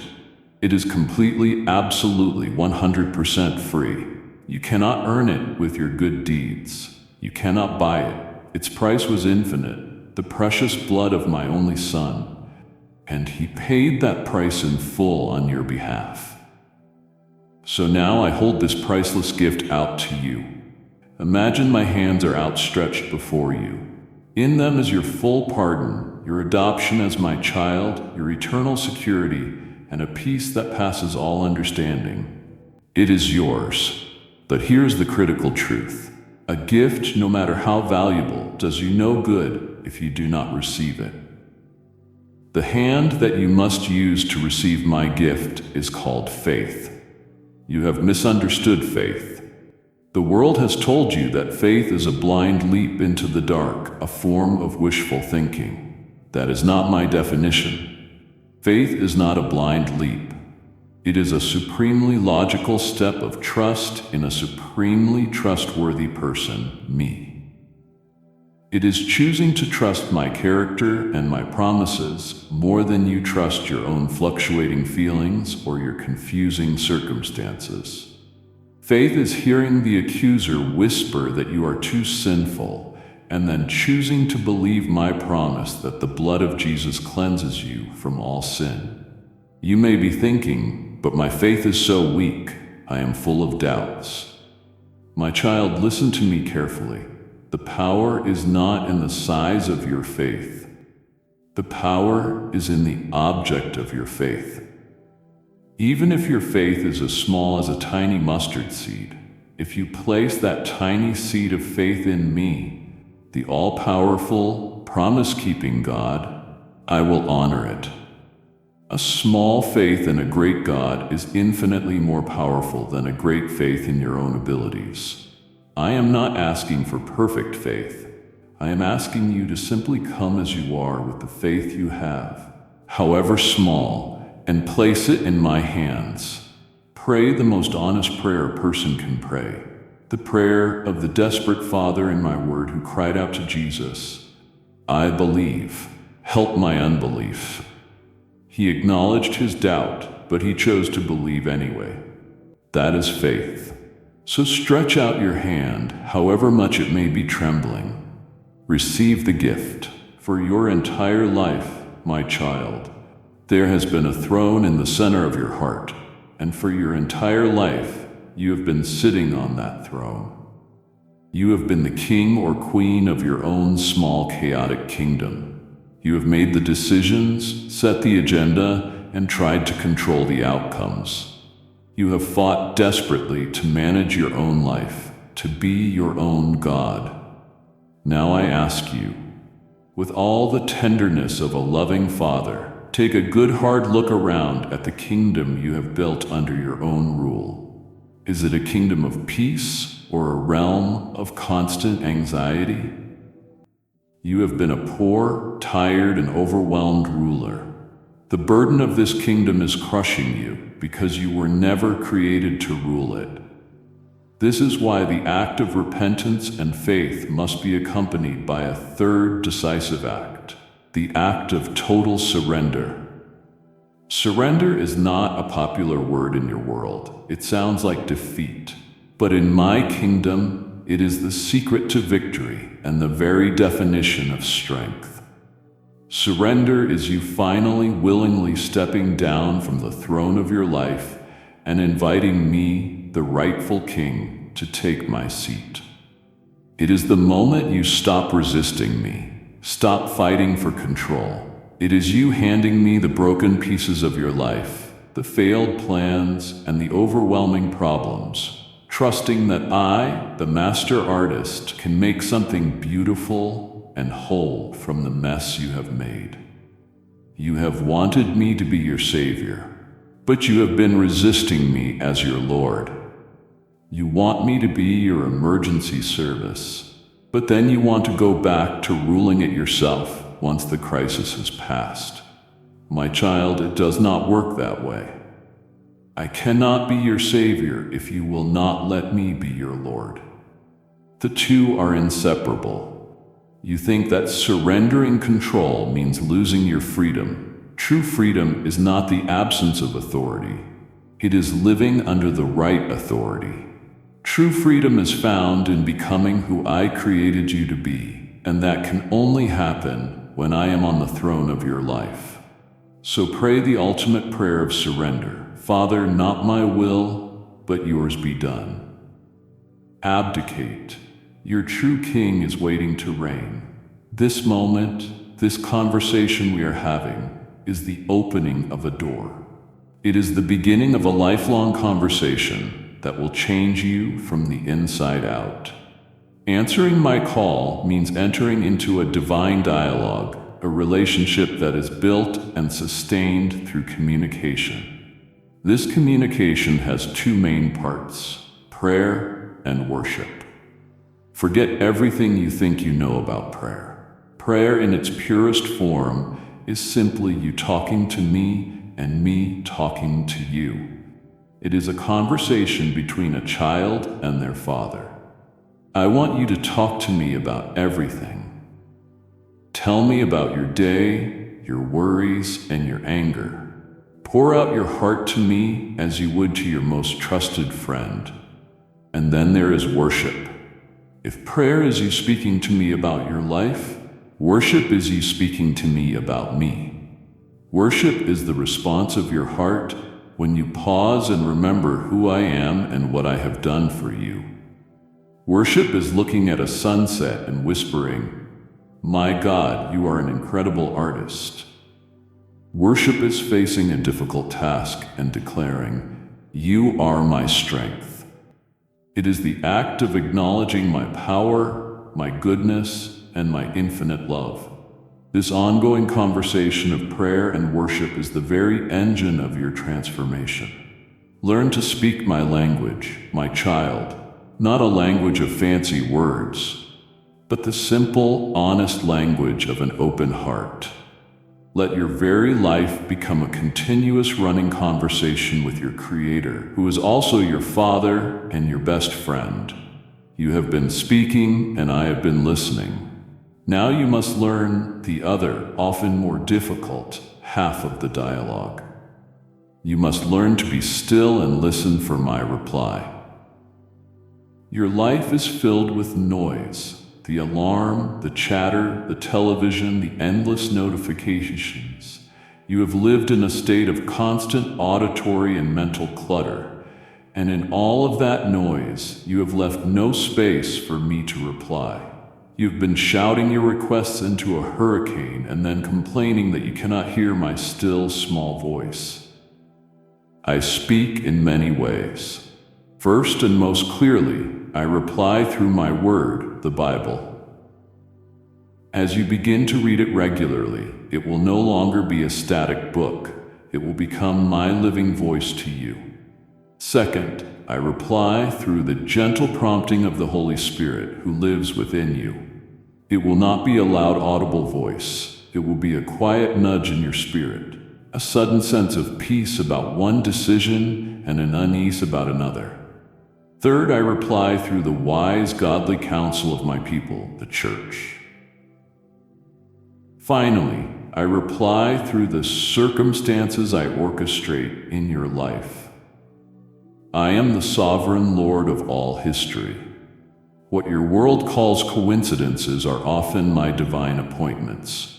You have been too busy talking, too busy worrying, too busy striving to create the intentional silence needed to hear me. You have been missing my replies. So I am calling you now to practice the sacred discipline of stillness. Carve out moments in your day to simply be quiet. Turn off the noise. Still your frantic thoughts and just listen. The universe of loving guidance awaits you in the silence. The door to our lifelong conversation is open, and my heart rejoices. But I never intended for you to walk this new road in solitude. To hear these personal instructions and then choose to step onto the battlefield alone would be a deep grief to me, your commander. You are part of an army. You have a family. I did not call you to walk this new path alone. I have established my church, not as a perfect institution, but as the living, breathing body of Christ on earth. It is a family of fellow believers, a community of the redeemed designed to support, encourage, and sharpen you on your journey. Think of it this way. When you build a fire, you gather the logs together. They burn brightly, creating a powerful blaze. But if you take a single glowing ember out of that fire and set it alone, its glow fades, it quickly grows cold, and its fire dies out. My child, your faith is that single ember. If you try to live your spiritual life in isolation, separated from the fire of the community, your passion will fade. It is inevitable. The world is a cold and hostile environment for faith. You need the warmth and shared strength of the fire. I know you may have been hurt by the church in the past. My family is not perfect because it is filled with imperfect, broken people, just like you. But you cannot be in a relationship with the head Jesus while refusing to be connected to his body. Do not forsake gathering with those who also call upon my name. It is in this messy, beautiful, imperfect community that you will find healing, accountability, and strength in numbers. Your yes to me must also be a yes to joining my family. It is the essential vehicle I have designed for the trip. Find a community of my people. Your survival depends on it. My child, do not believe the lie that answering my call is the end of all your troubles. Do not think that this decision is a magic shield that will suddenly make your life easy. That is a dangerous falsehood. This moment is not an escape from the battle. It is your official enlistment into the victorious army. Before, you were a prisoner of war, living in enemy territory. But now you have been liberated. You have changed your allegiance, and the ruler of that dark kingdom is furious. He will not let you go without a fight. He will rage against your decision. But hear me and let this truth dispel all your fear. I have not called you to a battle and then left you unarmed. I have equipped you fully for this spiritual warfare. I have given you my armor, and it is impenetrable. I give you the helmet of salvation to protect your mind. I give you the breastplate of righteousness, not your own, but the perfect righteousness of my Son. I give you the shield of faith to extinguish all the flaming arrows of doubt. I give you the sword of the Spirit, which is my word. And here's the most important strategic truth I will ever give you. You are not fighting for victory. You are fighting from a position of victory. The war has already been won. The enemy is a defeated foe. You are enforcing a victory that has already been secured for you. So when trials come, do not be surprised. See these trials as the training ground of a soldier. Cling to me. I am your commander-in-chief. I am the Lord of armies. I have never lost a battle, and I certainly do not intend to start with you. This miracle that is happening in your heart right now, this great rescue, was never intended to terminate with you. You are not a cul-de-sac on the road of my grace. You are a highway. This new life, this forgiveness, this joy I am pouring into you is not a private treasure to be hoarded. It is meant to grow into a great tree that will provide shade and fruit for many others. What I am doing in you is so that I can do something powerful through you. Your life from this moment forward is becoming a story of my grace, a living, breathing testament to my power to rescue and redeem. And that story, your testimony, is one of the most powerful weapons of light I am placing in your hands. Think about the people in your life right now. They are exactly where you were just a short while ago. They are lost, believing the same lies. Your logical arguments will not reach them. But your story is something no one can argue with.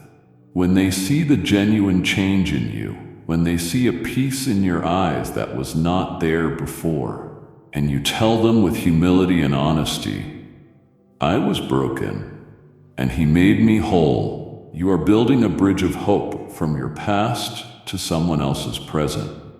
My word says that my people overcome the accuser by two things: the blood of the Lamb and by the word of their testimony. I am not just saving you from something, I am saving you for something. I am saving you to be a witness, a light bearer, an ambassador of my reconciliation. So prepare yourself. Prepare to share the story of what is happening right now. Do not be ashamed of your past. It is now the backdrop against which my grace will shine most brightly. My child, as you step out from this moment of decision, you must be prepared. Your feelings will be unreliable guides. Your emotions will come and go like the tide. There will be days when you feel distant, when your prayers seem to bounce off the ceiling, and when the pull of your old life feels overwhelmingly strong. In those moments, your feelings will tell you that it is over, that you have failed, that I have left you. Your feelings will lie to you. That is why I'm giving you something far more stable than your feelings to stand on. I am giving you an absolute, eternal, and unchanging promise. Engrave these words on your heart. I will never leave you nor forsake you. I am with you always, even to the very end of the age. This is not a suggestion. It is a divine, unbreakable covenant, sealed with the blood of my Son. My presence with you is not dependent on your performance. It is a permanent reality based on your new identity as my child. When you feel far from me, I have not moved. When you feel that I am silent, I am still there holding you. Here is the secret to your eternal security. Your salvation is not held by the strength of your grip on me, but by the strength of my grip on you. I am that Father. My grip on you will never falter, and nothing, absolutely nothing, can pry you from my hand. I declared through my Apostle Paul a promise that is your ultimate security clearance. What can separate you from my love? Can trouble or hardship, can persecution or famine? No, not even death or life, not angels or demons, not your fears for today or your worries about tomorrow can separate you from my love which is in Christ Jesus your Lord. This is the anchor for your soul. When the storms of feeling and doubt come, drop this anchor. It will hold. My child, we have come to the end of this conversation and to the beginning of your new life, if you so choose. I have laid everything before you with clarity and love. I have shown you the emptiness of the path you are on, and I have shown you the glorious alternative.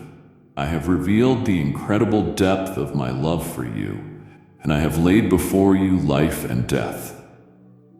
Now the choice is yours, and it must be your choice. I will not be a tyrant of your heart. Love by its very nature cannot coerce. It must be freely given and freely received.